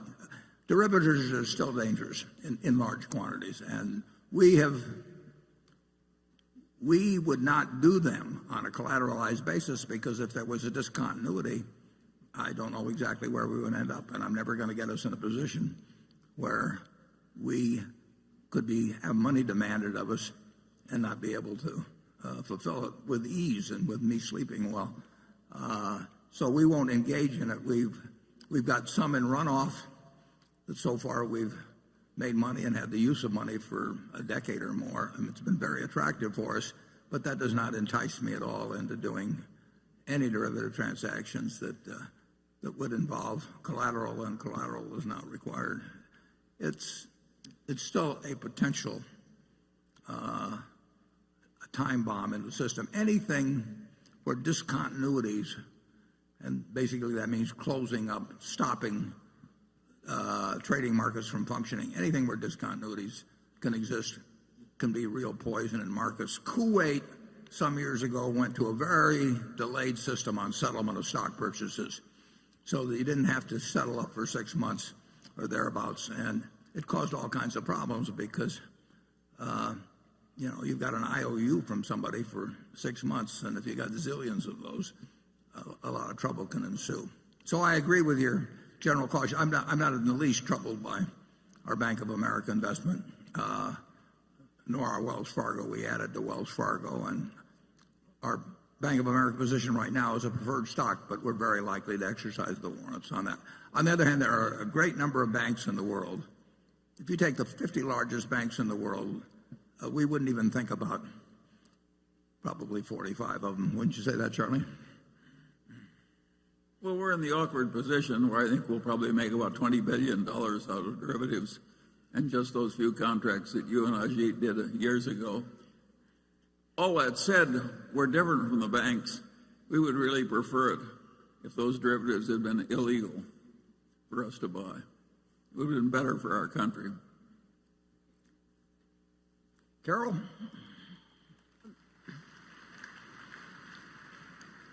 This question relates to something that Warren briefly said earlier today. The question comes from Lynn Palmer, who is just finishing her freshman year in a Houston, Texas high school. My question, she says, concerns the float generated by Berkshire's insurance companies. In Mr. Buffett's 2015 annual letter, he said that the large amount of float that Berkshire possesses allows the company to significantly increase its investment income. But what happens when interest rates decline?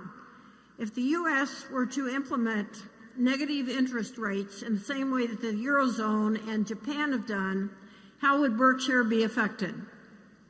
Yeah, well, some of our float actually exists in Europe, and where we have the problem of negative interest rates on very high-grade short-term and even medium-term bonds. And obviously, anything that reduces the value of having money is going to affect Berkshire because we're always going to have a lot of money. Because we have so much capital and so many sources of earning power, we have the ability, quite properly, to use our float to a certain degree in ways that most insurance companies can't think about. So we can find things to do, but sometimes we've got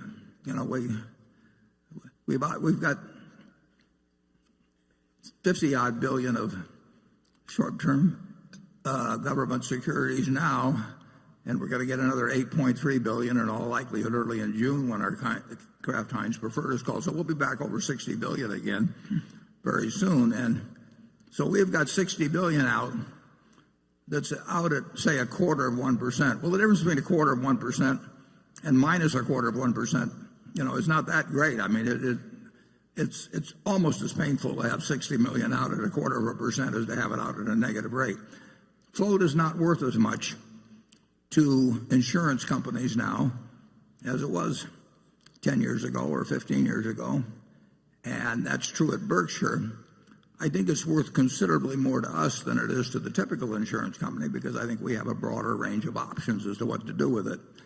But there's no question about it that having a lot of money around now, this is not just a problem for insurance companies, it's a problem for retirees, it's a problem for anybody that's stuck with fixed dollar investments and finds that their income now is a pittance or, in Europe, perhaps a negative rate. And that was not something in their calculation at all 15 years ago. We love the idea, however, of increasing our float. I mean, that money has been very useful to us over time. It's useful to us today, even under present conditions, and it's likely to be very useful to us in the future. It's shown as a liability, but it's actually a huge asset. Charlie? I got nothing to add. Well, he's now at full swing.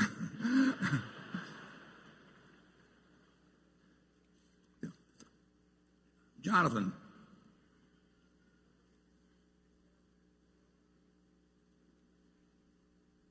We can't hear you. No mic. Testing. The railroad industry seems right now to be suffering from exposure to some of the weakest parts of the economy, with volume declines of varying magnitudes in coal, oil, sand, and metals.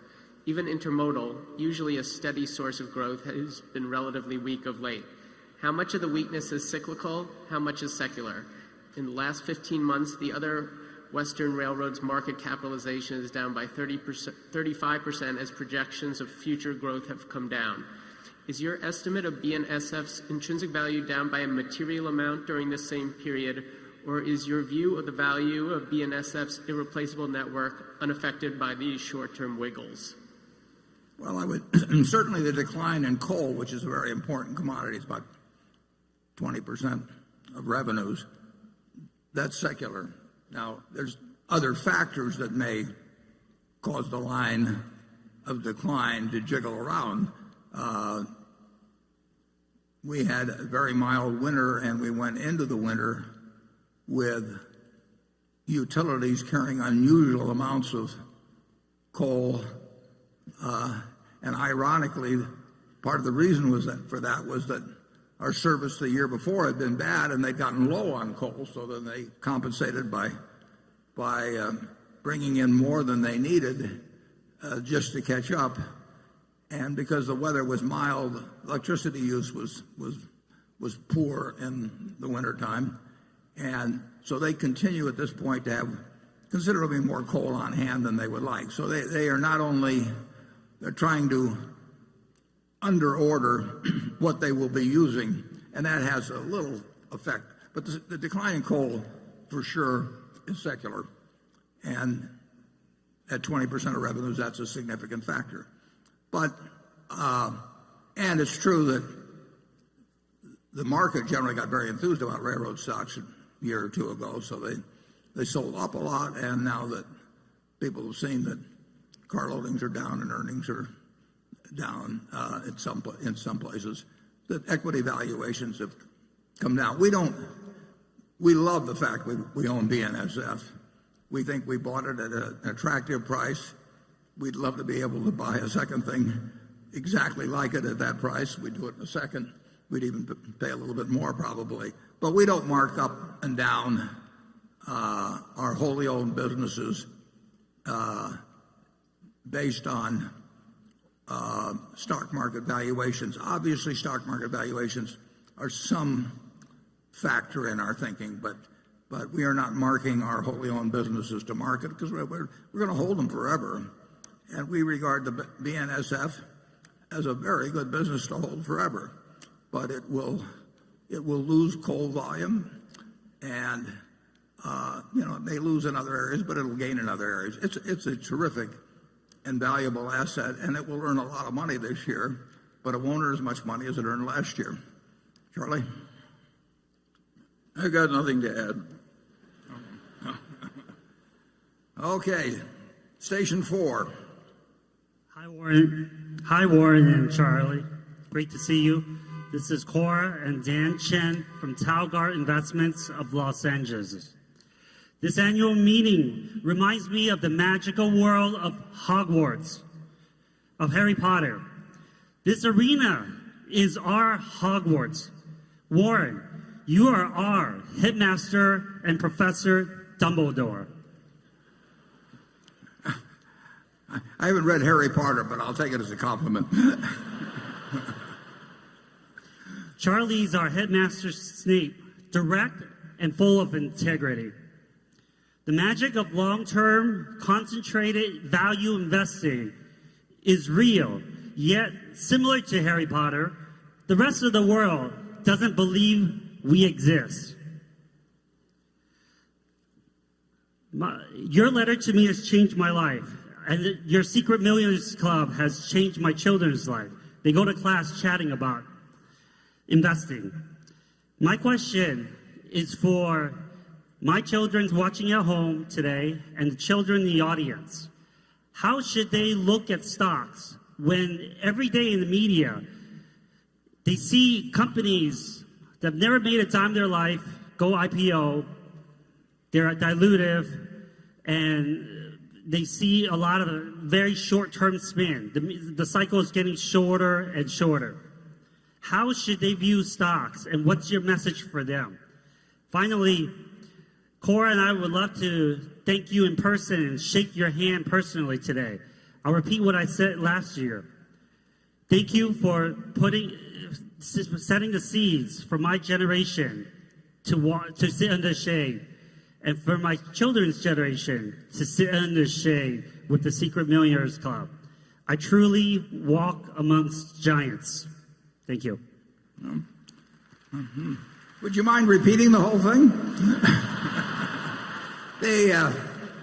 The Secret Millionaires Club, we want to give great credit to Andy Hayward on that. I think it has helped. I know it's helped thousands and thousands of children, and it was Andy's idea, and it grows in strength, and having young children learn good lessons in terms of handling money and making friendships and just generally behaving as better citizens it's a great objective, and Andy makes it easy for him to do. So on his behalf, I accept your comments. You don't have to really worry about what's going on in IPOs or people making money. People win lotteries every day, but there's no reason to have that affect you at all. You shouldn't be jealous about it. I mean, if they want to do mathematically unsound things, and one of them occasionally gets lucky and they put the one person on television and the million that contributed to the winnings with a big slice taken out for the state, don't get on there. It's nothing to worry about. Just all you have to do is figure out what makes sense, and you look at buying. When you buy a stock, you get yourself in the mental frame of mind that you're buying a business. And if you don't look at a quote on it for 5 years, that's fine. You don't get a quote on your farm every day or every week or every month. You don't get it on your apartment house if you own one. If you own a McDonald's franchise, you don't get a quote every day. You want to look at your stocks as businesses and think about their performance as businesses. Think about what you pay for them as you would think about buying a business, and let the rest of the world go its own way. You don't want to get into a stupid game just because it's available. And I'm going to say a little bit more about that close to the break. But with that, I'll turn it over to Charlie. Yeah, well, I think that your children are right to look for people they can trust in dealing with stocks and bonds. Unfortunately, more than half the time, they will fail in a conventional answer. So they really have a hard problem. If you just listen to your elders, they'll lie to you and spread a lot of folly. But they really have an easy problem. But in the sense that American business as a whole is going to do fine over time. So the only way that they can... But not the average client of a stockbroker. Well, we'll get to that later. The stockbroker will do fine. Yes, that's true. Yeah. But they don't have to do that, and we can talk. Well, I'd rather address that just a little later. But you don't want to worry. You don't want to be. A lot of problems, Charlie would say, are caused by envy. You don't want to get envious of somebody who's won the lottery or bought an IPO that went up. You have to figure out what makes sense and follow your own course. Becky? This question comes from a shareholder named Elisa Kang Lee in Singapore, and this has to do with NV Energy's issue with solar energy in Nevada. Can the chairman help his environmentally conscious shareholders understand why NV Energy has lobbied for new rules in Nevada that make it prohibitive for households to use solar energy?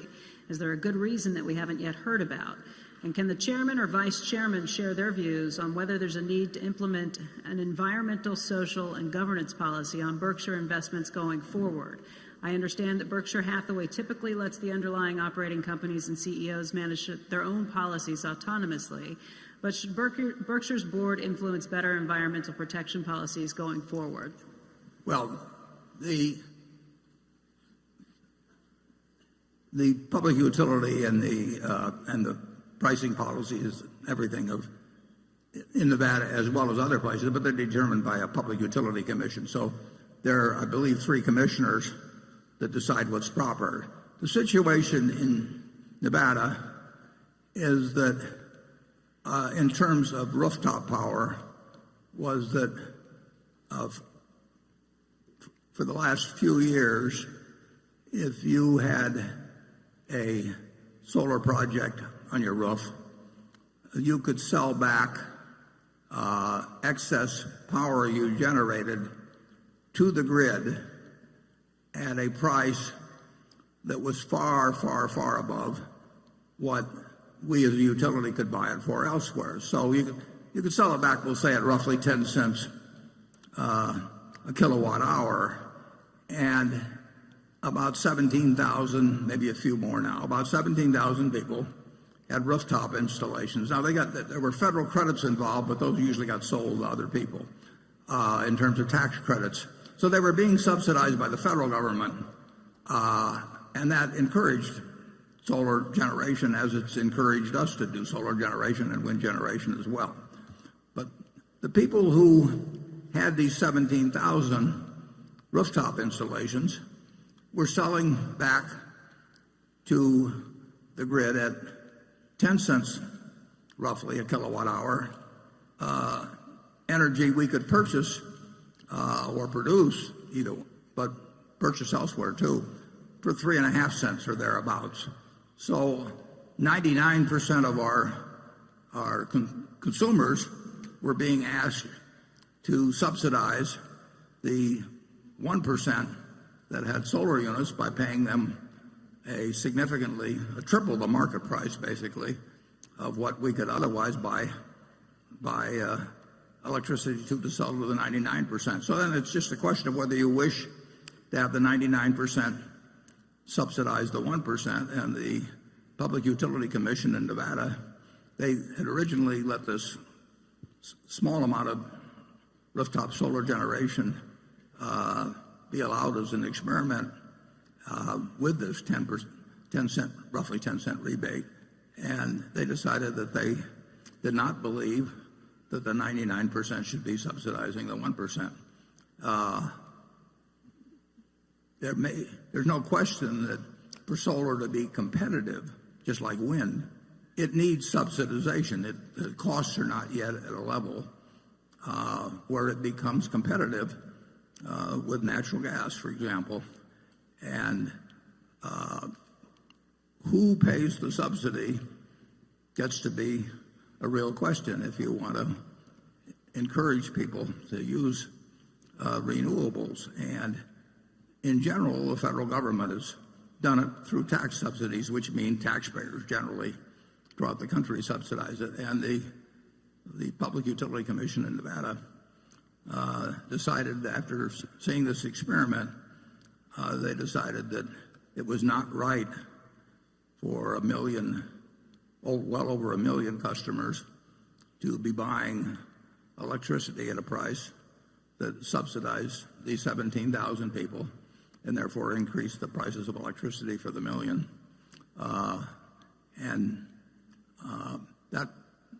That question of who subsidizes renewables and how much, is going to be a political question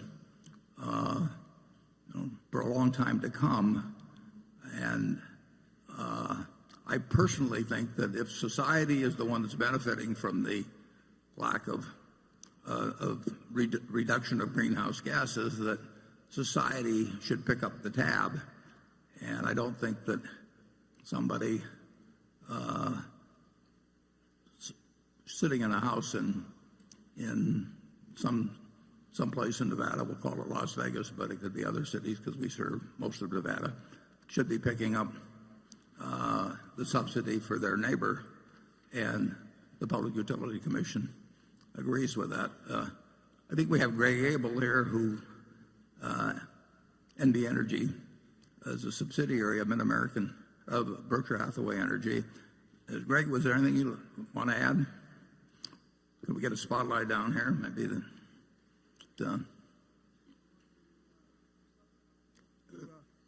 it's not live there. it's on. I think it's on now. So as usual, Warren, you summarized it extremely well. When we think of Nevada, it's exactly as you described. I would just add a few things. One, as you've touched on earlier, we absolutely support renewables. So we start with the fundamental concept that we are for solar. But as you highlighted, we want to purchase renewable energy at the market rate, not at a heavily subsidized rate that 1% of the customers will benefit from and harm the other 99%. And it goes back to being as fundamental as this. If you take, as you touched on, a working family in Nevada who can't afford the rooftop unit, and you ask them, do you want to subsidize your neighbor, that 1%? The answer is clearly no. At the same time, we're absolutely committed to Nevada utilizing renewable resources and absolutely proud of what our team's doing. By 2019, we'll have eliminated or retired 76% of our coal units and be replacing it with solar energy. So we're on a great path there. Thank you. And we're just going to encourage our team, and with the work of the commission and obviously led by the state, we'll head down a great path. Thank you. Yeah, if the projectionist would put up slide 7, it will give you a view of what the situation is. And this counts all of our Berkshire Hathaway energy operations. And you can see in the 20-year period, we'll have a 57% reduction. You wouldn't want a 100% reduction tomorrow. Believe me, the lights would be off all over the country. But it's moving at a fast pace. But you want to be sure that you treat fairly the people involved in this, because somebody pays the cost of electric generation. And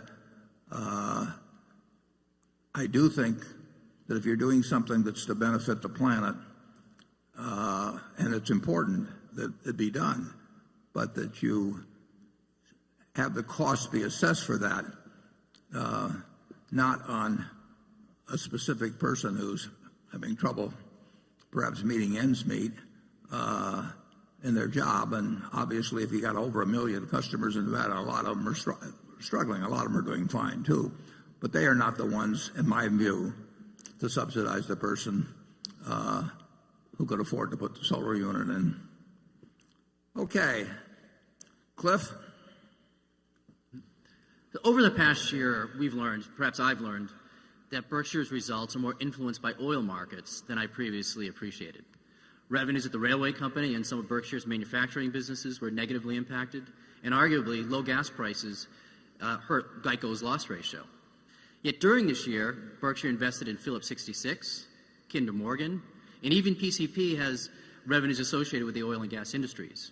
Now, I know Berkshire wouldn't make a bet on a commodity like oil, but is Berkshire making a statement about the long-term outlook for oil? I'm making a statement about what? Oil. The price of oil? Yes. No, we haven't the faintest idea what the long-term price of oil was, and there's always a better system available. You can buy oil, as you know, for delivery a year from now or 2 years from now or 3 years from now. We actually did that once, Charlie, didn't we, some years back? And we cashed it in too soon, too. Yeah. We made money, but we could have made a lot more money. But we don't think we can predict commodity prices. We don't hedge cocoa or sugar at any rate. I mean, we do some forward buying of chocolate coatings or something of the sort. But basically, we are not two fellows who think we can predict the price of soybeans or corn or oil or anything else. So anything you have seen in our investment transactions, some of the securities you mentioned there were bought by Todd or Ted, and one was bought by me. But neither they nor I bought those, or if we sell them based on commodity price predictions. We don't know how to do it.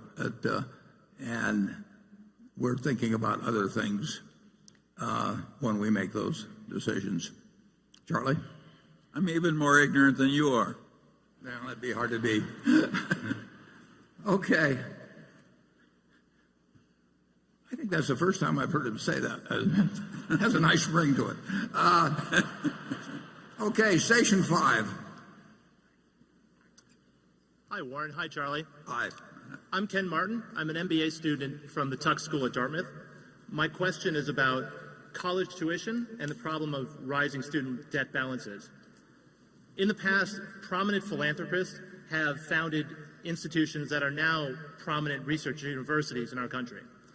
Why is this not a bigger part of today's philanthropic debate, the founding of new colleges? Would not new supply in higher education be at least part of the solution to this problem? Charlie, you want to tackle that one? You're more of an expert than I am. Yeah, I think that if you expect a lot of efficiency, financial efficiency in American higher education, you're howling at the wind.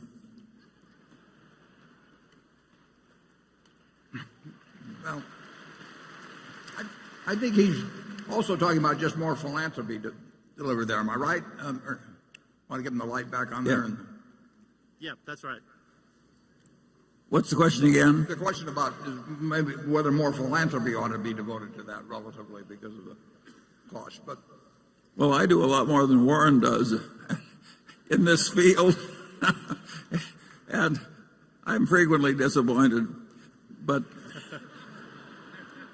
the monopoly has and bureaucracy have kind of pernicious effects everywhere, and the universities aren't exempted from it. But of course they are the glory of civilization. And if people want to give more to it, well, I'm all for it.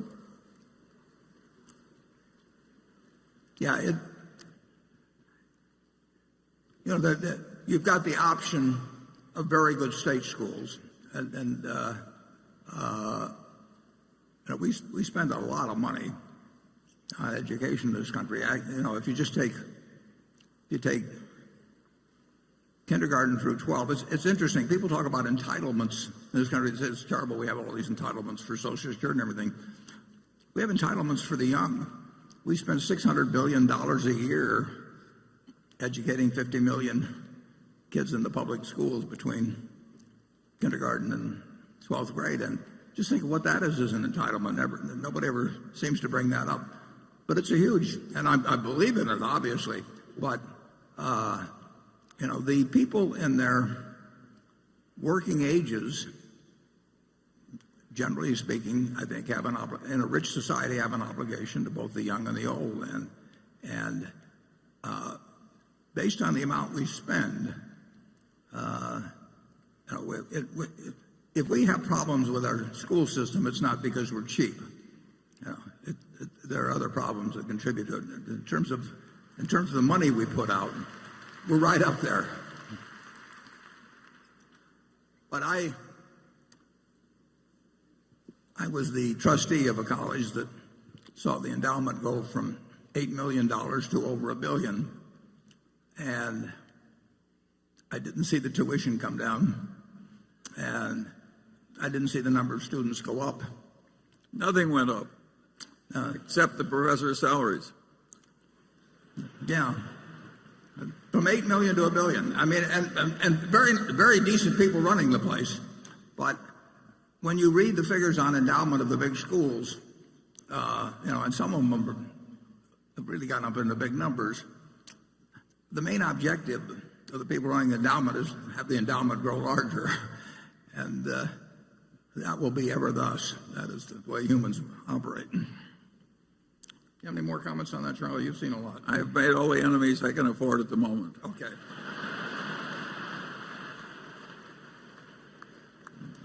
That's never slowed them down in the past. Andrew. Thank you, Warren. This from a shareholder who asked to remain anonymous.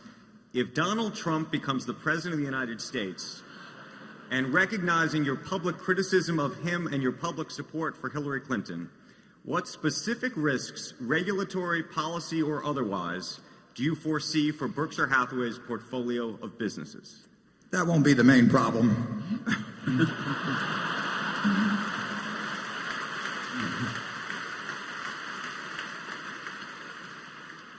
Well, government, is a very big factor in our business and in all businesses. I mean, there's the very broad policies that affect practically everybody, and sometimes there can be some pretty specific policies. But I will predict that if either Donald Trump or Hillary Clinton becomes president, and one of them is likely to be, very likely to be, I think Berkshire will continue to do fine. Charlie? I'm afraid to get into this area. Yeah, we've operated under we've operated under price controls. I mean, we've had 52% federal taxes applied to our earnings for many years.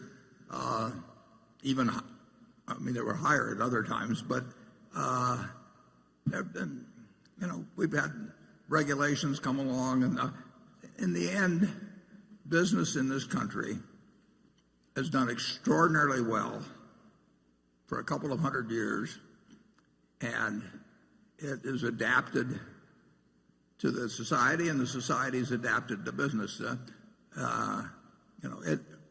This is a remarkably attractive place in which to conduct a business. Imagine in a world of practically zero interest rates, American business earning terrific returns on tangible equity. I mean, those are the assets that were actually employed in the business. The numbers are staggering. And, people who've had their money in savings accounts or something that get destroyed. But owners of business, if you look at returns on tangible equity, just check them out sometime. And they have not suffered, even as people who own fixed income instruments have suffered enormously. And, farm prices are down now. Farmer income has fallen off a lot in the last couple of years, but business has managed to take care of itself, and for a good reason, because it contributes to and has been the engine of a market economy that's delivered output that is staggering by the imagination of anyone that might have existed 100 years ago. In my lifetime, the GDP per capita in real terms of the United States has gone up 6-for-1. Can you imagine in a society where in one person's lifetime, overall, people have 6 times the real output that they had at the beginning? It's the system works very well in terms of aggregate output. In terms of distribution of that output, sometimes it can fall very short, in my view. But it'll keep working. You don't have to worry about that, dear. 20 years from now, there'll be far more output per capita in the United States in real terms than there is now. In 50 years, it'll be far more. And the quality will get better. And no presidential candidate or president is going to end that. They can shape it in ways that are good or bad, but they can't end it. Now, Charlie, give something pessimistic here to balance me. No,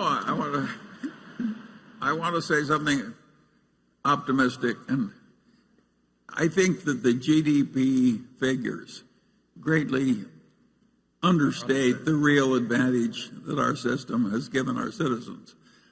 It underweighs a lot of huge achievements because they don't translate right into money in a certain way that the economists can easily handle. But the real achievements are, over the last century, say, are way higher than are indicated by the GDP figures, and the GDP figures are good. I don't think the future is necessarily going to be quite as good as the past, but it doesn't have to be. There's no one you'll run into, at least in my experience, that says, with my same talents, I wish I'd lived 50 years ago instead, and born 50 years earlier. But a majority of the American public thinks that it's a bad time to be born today compared to when they were born. They think your children will not.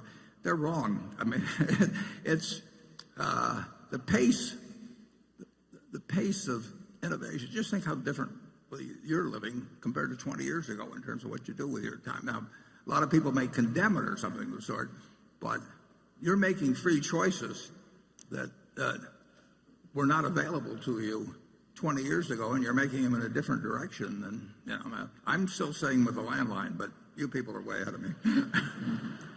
Okay, Greg.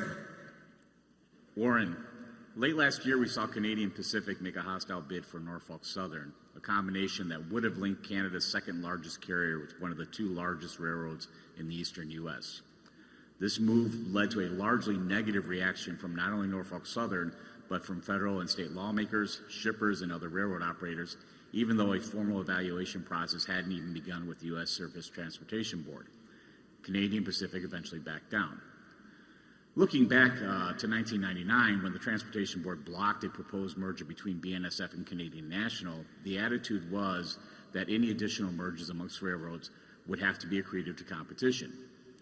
What do you think they meant by this?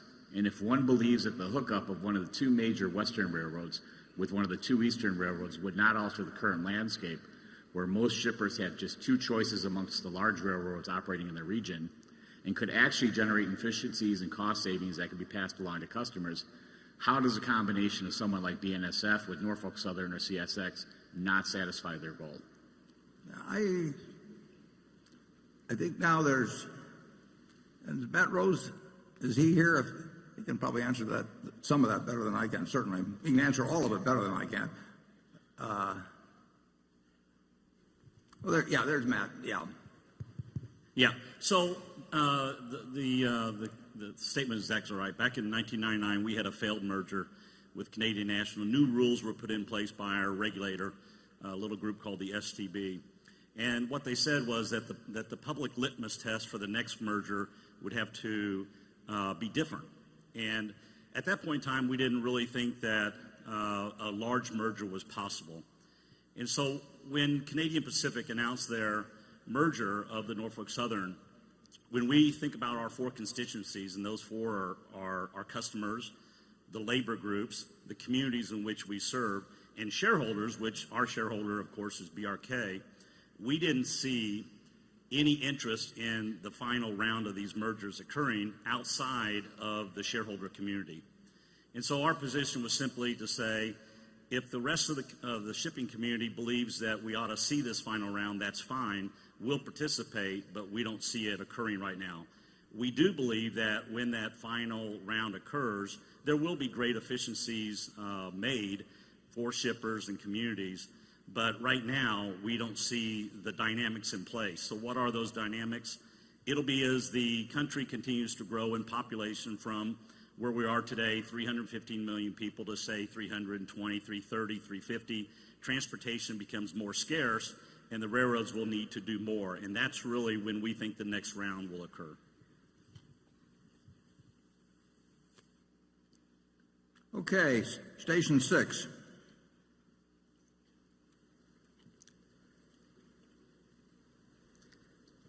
Hi, my name is Michael Mazia.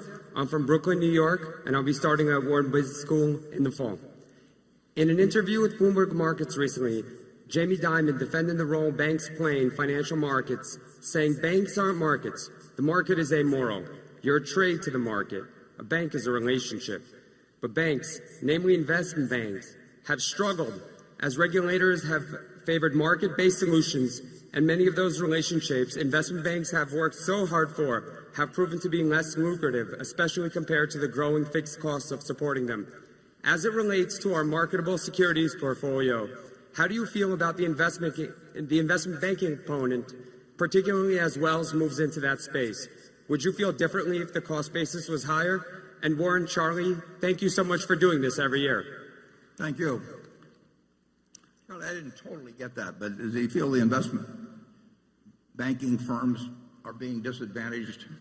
Well, he's basically, how do we feel about Jamie says that you can't make as much money as you used to out of relationships, and it's getting tougher and so forth. Yeah. Well, the public policy since 2008 and 9 has been to very much toughen up capital requirements in a variety of ways for banks, but it is specifically been designed to make large banks, very large banks, less profitable relative to smaller banks.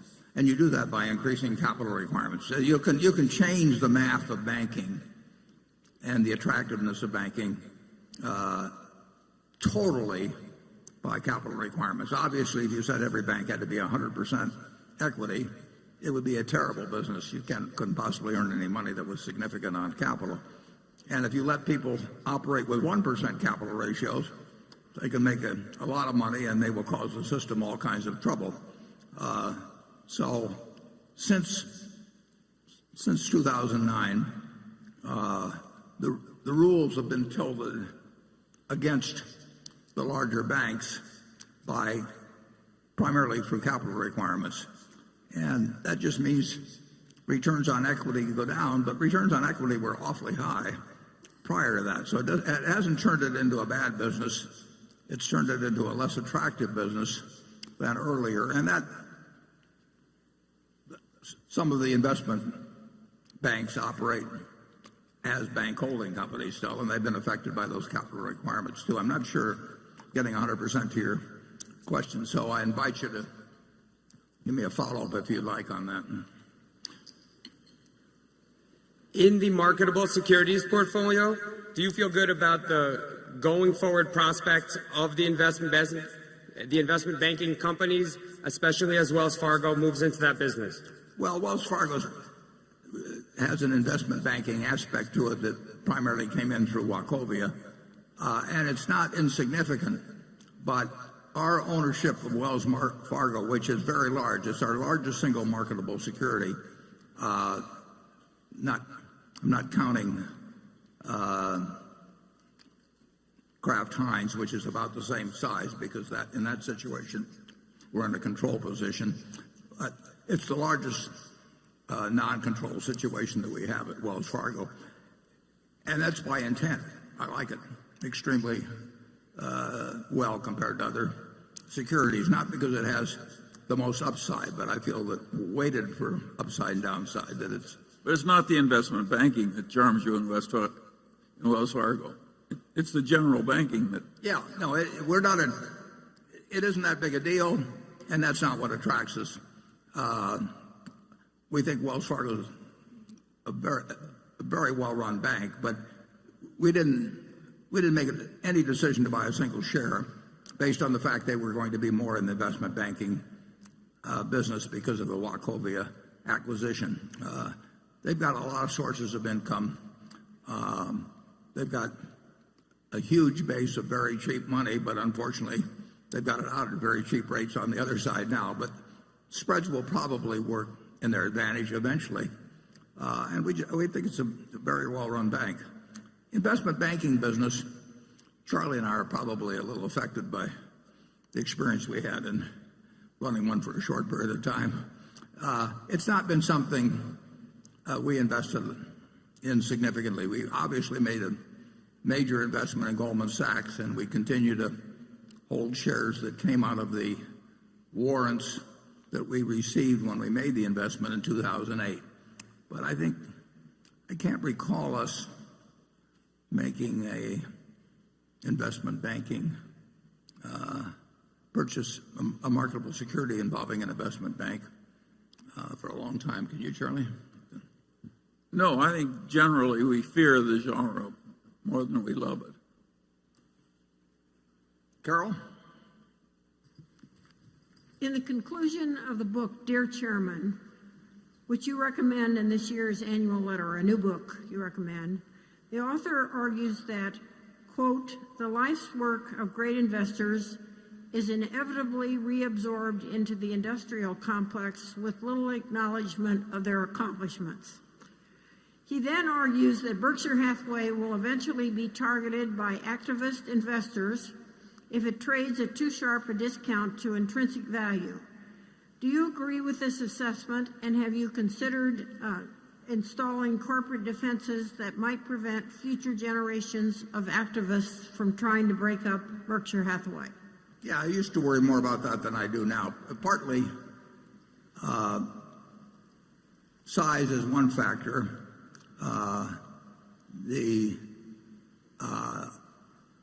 I think the more important factor would be that Berkshire will always be in a position to repurchase very significant amount of stock, and as long as it's willing to buy that stock at some price, and it should be close to intrinsic value, there should not be a large margin in terms of anybody that might come along and think there'd be a lot of money to be made by breaking up. There would be money lost by breaking it up in terms of there'd be certain advantages lost. Mid-American Energy could not have done what it has done in renewables without Berkshire being the parent. I mean, if it had been split off, it would have been the parts would have been worth less than the whole. And there are I could give you significant instances of that in other cases. So I don't think there will be a spread that will be enticing to anyone. And beyond that, I think the numbers involved would be staggering. And I think we have a shareholder base that recognizes the advantages of both the Berkshire businesses and its culture. And so I think it's very, very unlikely. But there have been periods in business history where stocks sold where practically all stocks sold at dramatic discounts from what you might call intrinsic value. And it's interesting that very little activity occurred there. And in the 1974 period, 1973 and 74, there were really good companies, one of which was Cap Cities, for example, that Tom Murphy ran, that was selling at a huge discount to what it was worth. But people did not come along, and so to some extent, when the discounts are huge, money is hard to get. It's not a huge worry with me. Actually, in my own case, because of the way my stock will get distributed to philanthropies after I die, it's very likely that my estate for some years would be by far the largest shareholder of Berkshire in terms of votes, even with this distribution policy that occurs. It's not something I worry about now. I used to worry about it some, but it's not a factor now. Charlie? Well, I think we have almost no worries at all on this subject, and that most other people have a lot of thoroughly justifiable worry, and I think that helps us. So I look forward on this subject with optimism. You want to explain how it helps us, Charlie? Well, if you're being attacked by people you regard as evil and destructive and so on, and you want a strong ally, how many people would you pick in preference to Berkshire? My name is Warren Buffett, and I approve of that message. Jonathan. Leasing has quietly become an important contributor to Berkshire's earnings, with its several leasing units logging about $1 billion in combined annual pre-tax income. Could you talk about Berkshire's competitive advantages in its various leasing businesses, including containers, cranes, furniture, tank cars, and rail cars? Are there other leasing businesses you would be interested in entering, for instance, airplanes or commercial auto fleets? Plane leasing companies in particular seem to sell for reasonable prices and are often available. Yeah, well, we've got a very good truck leasing business in Extra, and we've got a good primarily tank car leasing business at Union Tank Car and Procar. And we expanded it by $1 billion when we bought the GE fleet recently. Leasing generally isn't something that we have to bring something to the party. At Extra, that's much more than just handing people a trailer and taking a check every month. There's important service advantages brought to that. But pure leasing of new cars, which is a huge business, the math is not that attractive for us. The banks have an advantage over us because their cost of funds is so low now. It's not quite as low as it looks, but I think Wells Fargo, the last figure was down around 10 basis points. And when somebody has, maybe $1 trillion or so, and they're paying 10 basis points for it, I don't feel very competitive at Berkshire in that situation. So pure money type leasing is not an attractive business for us when we've got other people with a lower cost of funds. I mean, they've got the edge, and we have got rail car leasing involves a lot more than just a financial transaction. I mean, we've got huge activity in the repair field, and those cars require servicing in the same way in our trailer business. But you will not see us get in. Aircraft leasing doesn't interest me in the least. We've looked at that a lot of times, had various aircraft leasing companies offered to us, and that's a scary business. And some people have done well in it but in recent years by using short-term money to finance longer-term assets which have big residual risks, and that just isn't for us. Charlie? I think you've said it pretty well. We're well located now, but I don't think we've got huge opportunities. Okay, Station 7.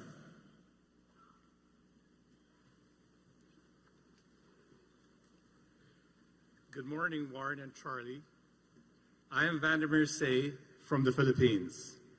Warren, my wife and I sent original paintings to your office 2 days ago, and we hope you like them. Thank you. Today, Berkshire's size ensures that it faces competition from numerous businesses. If you had a silver bullet, which competitor would you take out and why? And sorry, you can't say Donald Trump. Which competitor and which businesses? I mean, you're asking about which competitor would you kill if you could? I don't think we have to answer this one. Charlie's a lawyer.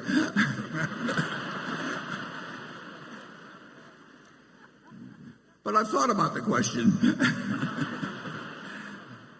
Now, we have lots of tough competitors, and in many areas we're a pretty tough competitor ourselves. And what we want our managers to be doing, is thinking every day about how to achieve a stronger competitive position. We call it widening the moat. But we want to turn out better products. We want to keep our costs down to a minimum. We want to be thinking about what our customers are likely to be wanting from us, a month, a year, 10 years from now. And generally, if you take care of your customer, the customer takes care of you. But there are cases where there is some force coming along that really is, you may not have the answer for it. And then, you get out of that business. We had that department store in Baltimore in 1966. And if we'd kept it, we would have gone out of business. So recognizing reality is also important. I mean, you do not want to try and fix something that's unfixable. And we're not targeting competitors for destruction. We're just trying to do the best we can everywhere. Spoken like an antitrust lawyer. Okay. We really hope to be the ones that the other guys want to use the silver bullet on it. Becky? This question comes from Ram and Raji Tarakad from Sugar Land, Texas. He writes, my wife and I have the vast majority of our net worth invested in Berkshire and in shares of the Sequoia Fund. Mr. Buffett, you have endorsed the Sequoia Fund on more than a few occasions. Recently, the Sequoia Fund has been in the news because of its large position in Valiant Pharmaceuticals. Mr. Munger has termed Valiant's business model highly immoral. Mr. Buffett, do you agree with Mr. Munger's assessment? Have your views about Sequoia Fund changed? Also, as you know, Sequoia is an admirer and large holder of Berkshire stock. Yeah, in a sense, I'm the father of Sequoia Fund in that when I was closing up my partnership at the end of 1969, I was giving back a lot of money to partners, and these people had trusted me, and they wanted to know what they should do with their money. And we helped out those who wanted to put it in municipal bonds for a few months. Bill Scott and I stayed around and helped those people come up with those, but most of them were equity-oriented type investors. And we said there were two people that we admired enormously in the investment business, not simply because they were terrific investors, but they were terrific people. And they would be the kind of people that you'd make trustee of your will. So those two, one of whom is in the room, Sandy Gottesman, our director, and one was Sandy and one was Bill Ruane. They were friends themselves. So Sandy took on a number of our clients, a number of our partners, and they became clients and very happy clients of his, and I'll bet some of them are still clients, or their children or grandchildren are to this day. Others went with Bill. A lot of them went with both of them, actually. In fact, I wouldn't be surprised if the majority, who had a lot of money, gave some to Sandy and gave some to Bill. But Bill, we had a lot of people whose total funds were really not of a size that made them economic individual clients. And so Bill, who would not have otherwise set up a fund, Bill said, I'll set up a fund, and it actually had an office in Omaha. John Harding, who used to work for me, became the employee here, and a number of our ex-partners, my ex-partners, joined Sequoia Fund as a way to find an outstanding investment manager, like I say, both for ability and for integrity, and could deploy small sums with him. And Bill ran Sequoia until I think roughly 2005 when he died, and did a fantastic job. And even now, if you take the record from inception to now, with the troubles they've had recently, I don't know of a mutual fund in the United States that has a better record. There probably is one, maybe or two, but it's far better than the S&P, and you won't find many records that go for 30 or 40 years that are better than the S&P. So Bill did a great job for people. And Bill died in 2005, and the record continued to be good until a year or so ago. And at that time, the management company, or the manager, I should say, took an unusually large position in Valiant, and despite the objection of some people on the board, not only maintained that position, but actually increased it after a fair amount of doubt had been expressed by the board about the advisability of doing that. The record, like I say, to date, still from when started, is significantly better than average. My understanding is that the manager who made the decision on Valiant is no longer running the operation, and that other people at Ruane Cunniff are doing so, and I have every reason to believe that I know that they're very smart, decent people who are good, are probably way better than average analysts in terms of Wall Street. So I think it was a very unfortunate period when the manager got overly entranced with a business model, which if you, I watched the Senate hearings a couple of days ago when Senator Collins and Senator McCaslin interrogated three people from Valiant, and it was not a pretty picture. In my view, the business model of Valiant was enormously flawed. It had been touted to us. We had several people who urged us strongly to buy Valiant, wanted us to meet Pearson, and all that sort of thing. But it illustrated a principle that Pete Keywood, I think, said many, many years ago. He said, if you're looking for a manager, find somebody that's intelligent, energetic, and has integrity. And he said, if they don't have the last, be sure they don't have the first two. If you've got somebody who lacks integrity, you want to be dumb and lazy, you know. And if you get an intelligent, energetic guy or woman who is pursuing a course of action which, if put on the front page, you know, would make you very unhappy, you can get in a lot of trouble. It may take a while. But Charlie and I have seen, and we're not remotely perfect at this, I don't mean that, but we've seen patterns. You get pattern recognition gets very important in evaluating humans and businesses. And the pattern recognition isn't 100%, and none of the patterns exactly repeat themselves, but there are certain things in business and securities markets that we have seen over and over and that frequently come to a bad end, but frequently look extremely good in the short run. One which I talked about last year, I'm not referring to value in this regard, is the chain letter scheme, the disguised chain letter. You're going to see chain letters the rest of your life. Nobody calls them chain letters because that has a connotation that will scare you off, but they're disguised chain letters, and many of the schemes in Wall Street that are designed to fool people have that particular aspect to it. And there were patterns at Valiant that I think certainly if you go and watch those Senate hearings, I think you'll decide that there were patterns there that really should have been picked up on, and it's been very painful to the people of Sequoia. And I personally think that the people that are running Sequoia now are able people, and I'll get into in a second the difficulty of managing money. But first I'll give Charlie a chance to comment on this.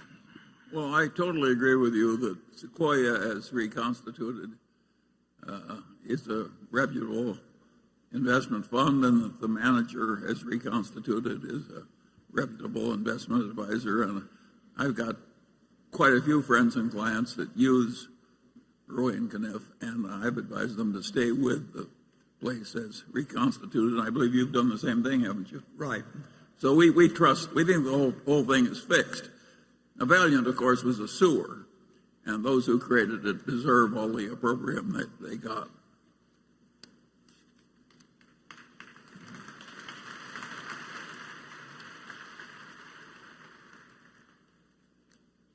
In a few minutes we'll break, but I think it almost ties in with this last question.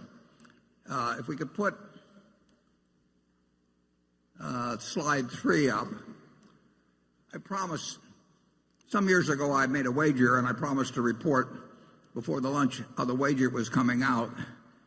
And I've been doing that regularly, but it seems appropriate, since it's developed this far, to point out a rather obvious lesson, which was what I hoped to drive home to some degree by offering to make the wager originally.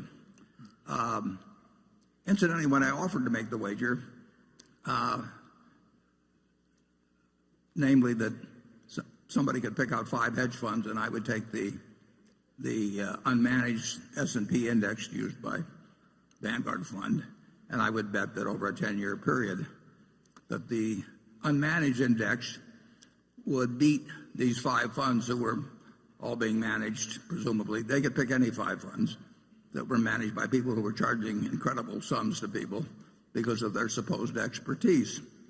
And fortunately, there's an organization called, or at least if you go to the internet, if you put in longbets.org, it's a terribly interesting website.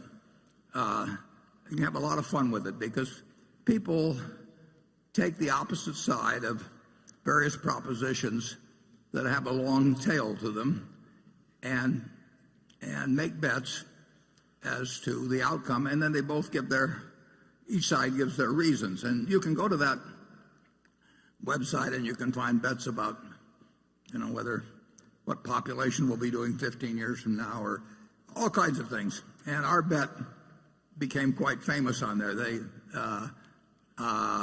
And a fellow I like, who I didn't know before this, Ted Seides, bet that he could pick out 5 hedge funds. These were funds of funds. In other words, there was one hedge fund at the top, and then that manager picked out who he thought were the best managers underneath, and then bought into these other funds in turn, so that the 5 funds of funds represent maybe 100 or 200 hedge funds underneath.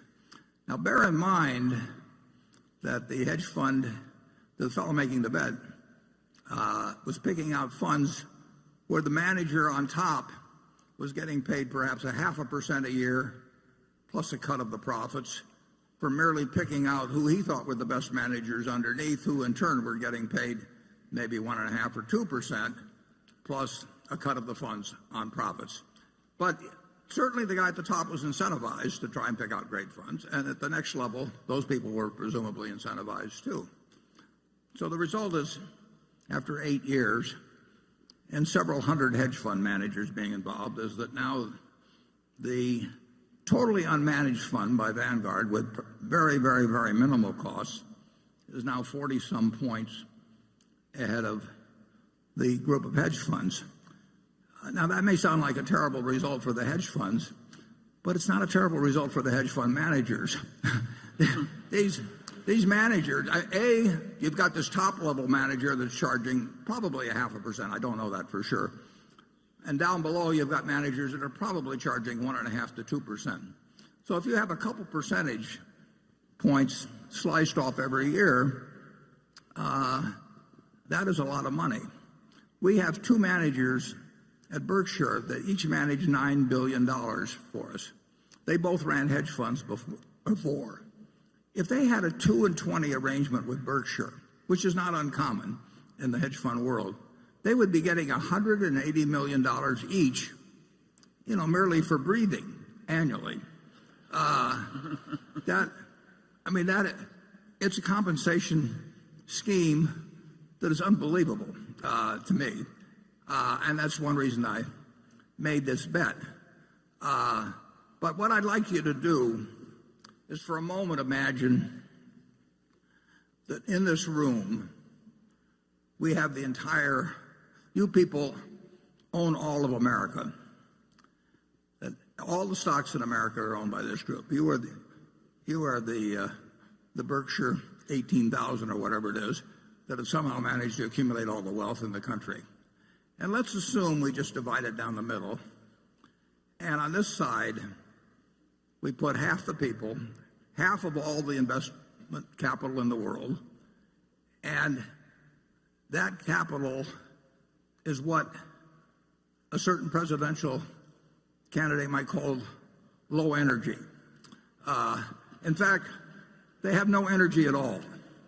They buy half of everything that exists in the investment world, 50%, everyone on this side.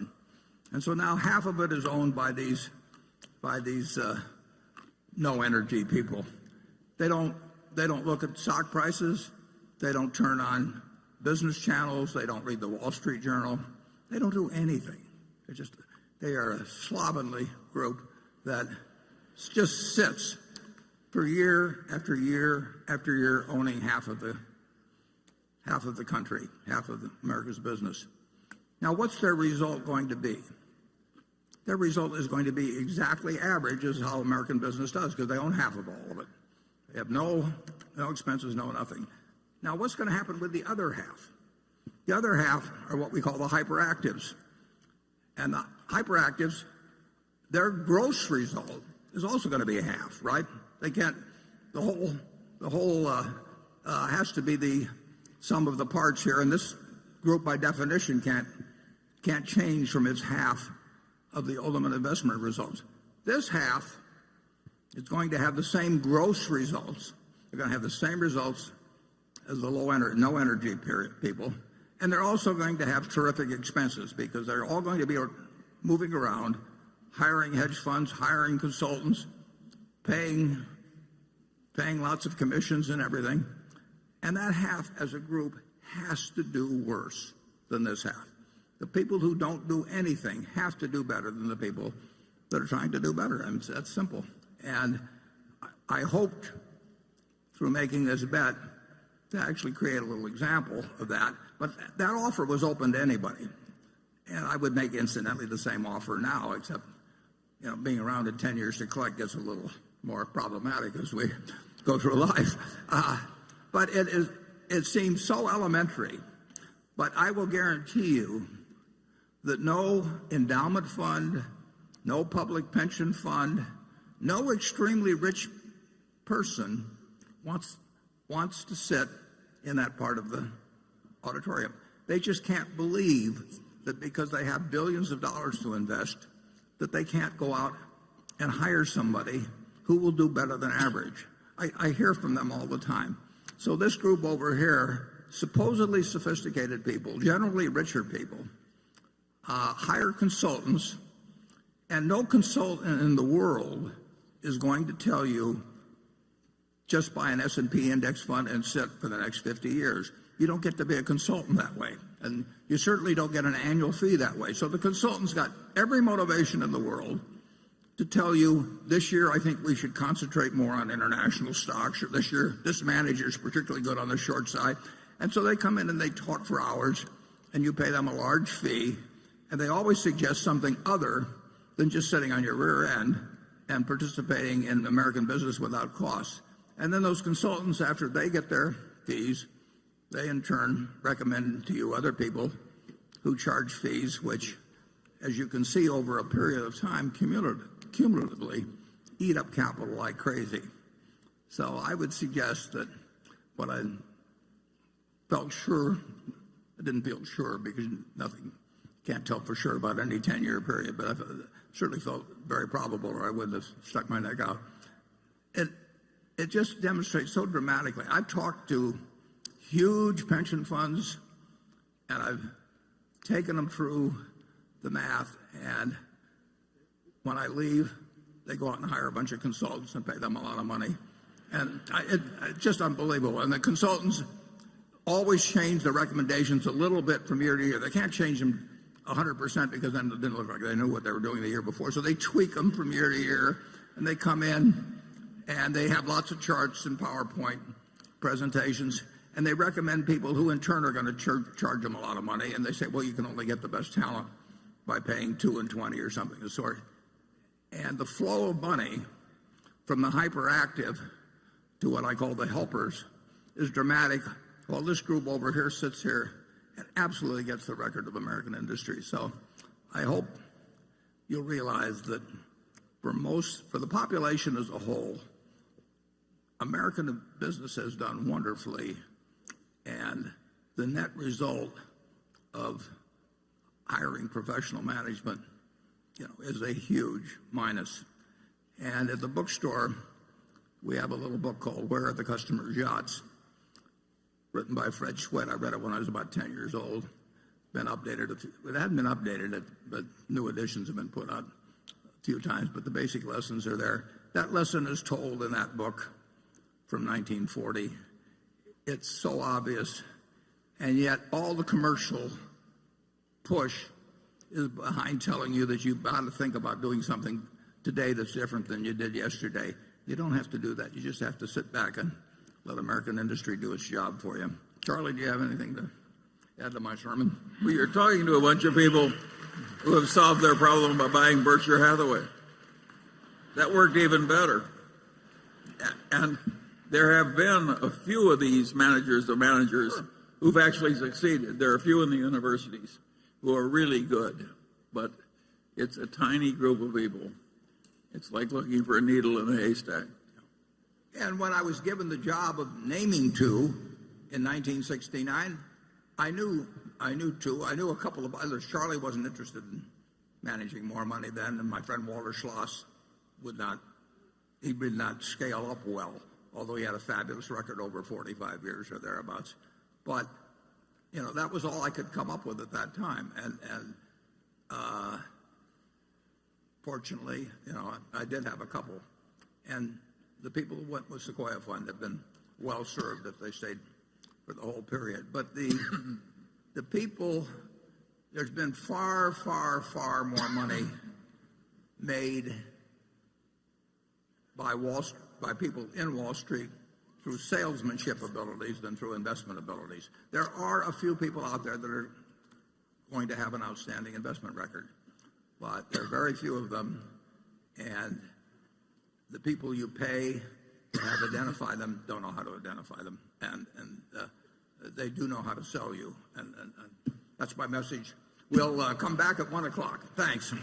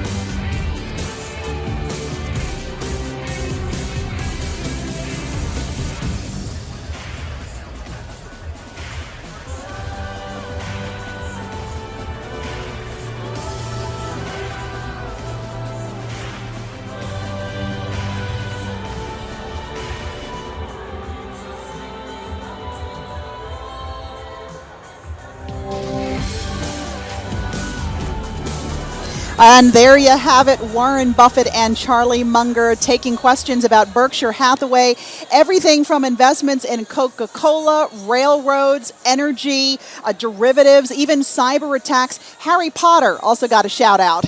Welcome back to Yahoo's exclusive live stream of the Berkshire Hathaway annual meeting. I'm Alexis Christoforous at the CenturyLink Center in Omaha, Nebraska, joined by Yahoo Finance Editor-in-Chief Andy Serwer.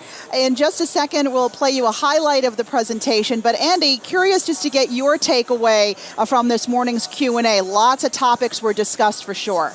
A lot of stuff. And just to give you a little bit of a flavor of what it was like in the hall, the CenturyLink Arena itself, completely packed, 17,000 seats. I talked to someone who said, I've been to the Oscars, I've been to the Emmys, there's always a few seats in the back. Not here. People quiet, you could hear a pin drop almost, hanging on every word. And I thought there are a number of interesting topics, Alexis. One thing, for instance, insurance, which has been a core part of the business. And Buffett saying not so sanguine about it anymore. Low rates, the returns aren't what they used to be, and a lot of new players coming into the business. That was kind of interesting. Also reaffirming his confidence in Wells Fargo. And a broader point there, you know, if you're a CEO or work for a company and Buffett checks you off during this annual meeting, that's a good thing. You're breathing a sigh of relief, and you know you get the high sign from the Oracle of Omaha, and that's great stuff. It certainly is. You know, I don't know if you can hear this music behind me, but it's Jay-Z's New York playing, but they actually changed the lyrics, and it's Let's Hear It for Berkshire. So, you know, talk about having your finger on the pulse and being part of pop culture. That's what Warren Buffett does. All right, we want to bring you the first highlight in case you missed it. Carol Loomis's first question to the panel. Take a listen.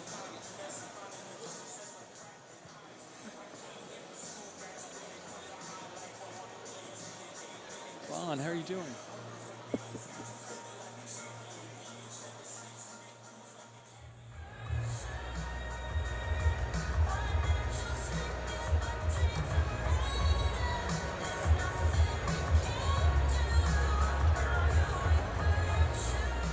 Good morning. I'll make my very short little speech about the fact that the journalists and the analysts, too, have given Charlie and Warren no hint of what they're going to ask. So they will be learning for the first time what that's going to be also. This question comes from Eli Moises. In your 1987 letter to shareholders, you commented on the kind of companies Berkshire liked to buy. Those that required only small amounts of capital. You said, quote, because so little capital is required to run these businesses, They can grow while concurrently making almost all of their earnings available for deployment in new opportunities. Today, the company has changed its strategy. It now invests in companies that need tons of capital expenditures, are overregulated, and earn lower returns on equity capital. Why did this happen? Yeah, well, it's one of the problems of prosperity. The ideal business is one that takes no capital, but yet grows. And there are a few businesses like that, and we own some. But we are not able, we'd love to find one that we could buy for 10 or 20 or $30 billion that was not capital intensive. And we may, but it's harder, and that does hurt us in terms of compounding earnings growth, because obviously if you have a business that grows and gives you a lot of money every year and doesn't take it, it isn't required in its growth, you get a double barreled effect from the earnings growth that occurs internally without the use of capital, and then you get the capital it produces to go and buy other businesses. And See's Candy was a good example of that. I've used that. Back when the newspaper business was good, our Buffalo newspaper, for example, was a good example of that. The Buffalo newspaper was making, at one time, $40 million a year and had no capital requirements. So we could take that whole $40 million and go buy something else with it. But increasing capital acts as an anchor on returns in many ways. And one of the ways is that it drives us into, just in terms of availability, it drives us into businesses that are much more capital intensive. You just saw a slide, for example, on Berkshire Hathaway Energy, where we just announced, just in the last couple of weeks, we announced a $3.6 billion investment coming up in wind generation. And we pledged overall to have $30 billion in renewables.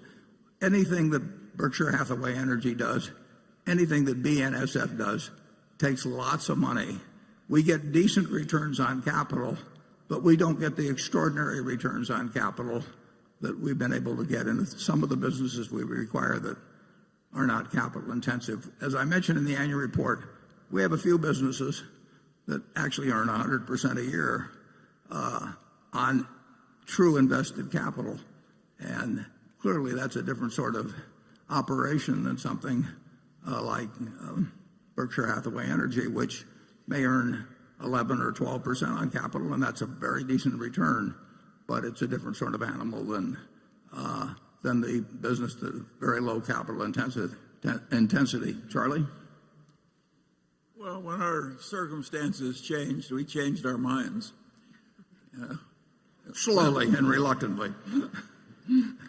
In the early days, quite a few times we bought a business that was soon producing 100% per annum on what we paid for it and didn't require much reinvestment. If we'd been able to continue doing that, we would have loved to do it. But when we couldn't, we went to Plan B. And Plan B is working pretty well, and in many ways I've gotten so I sort of prefer it. How about you, Warren? Yeah, that's true.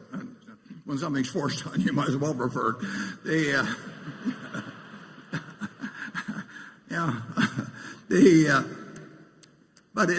We knew that was going to happen, and the question is, does it lead you from what is a sensational result to a satisfactory result? And we're quite happy with a satisfactory result. The alternative would be to go back to working with very tiny sums of money, and that really hasn't gotten a lot of serious discussion between Charlie and me.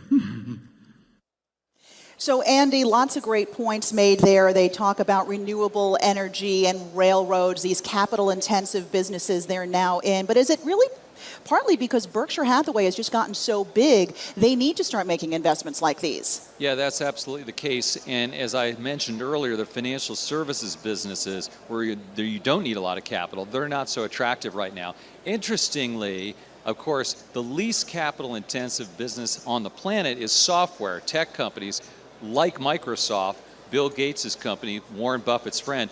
Berkshire never invested in any software at all.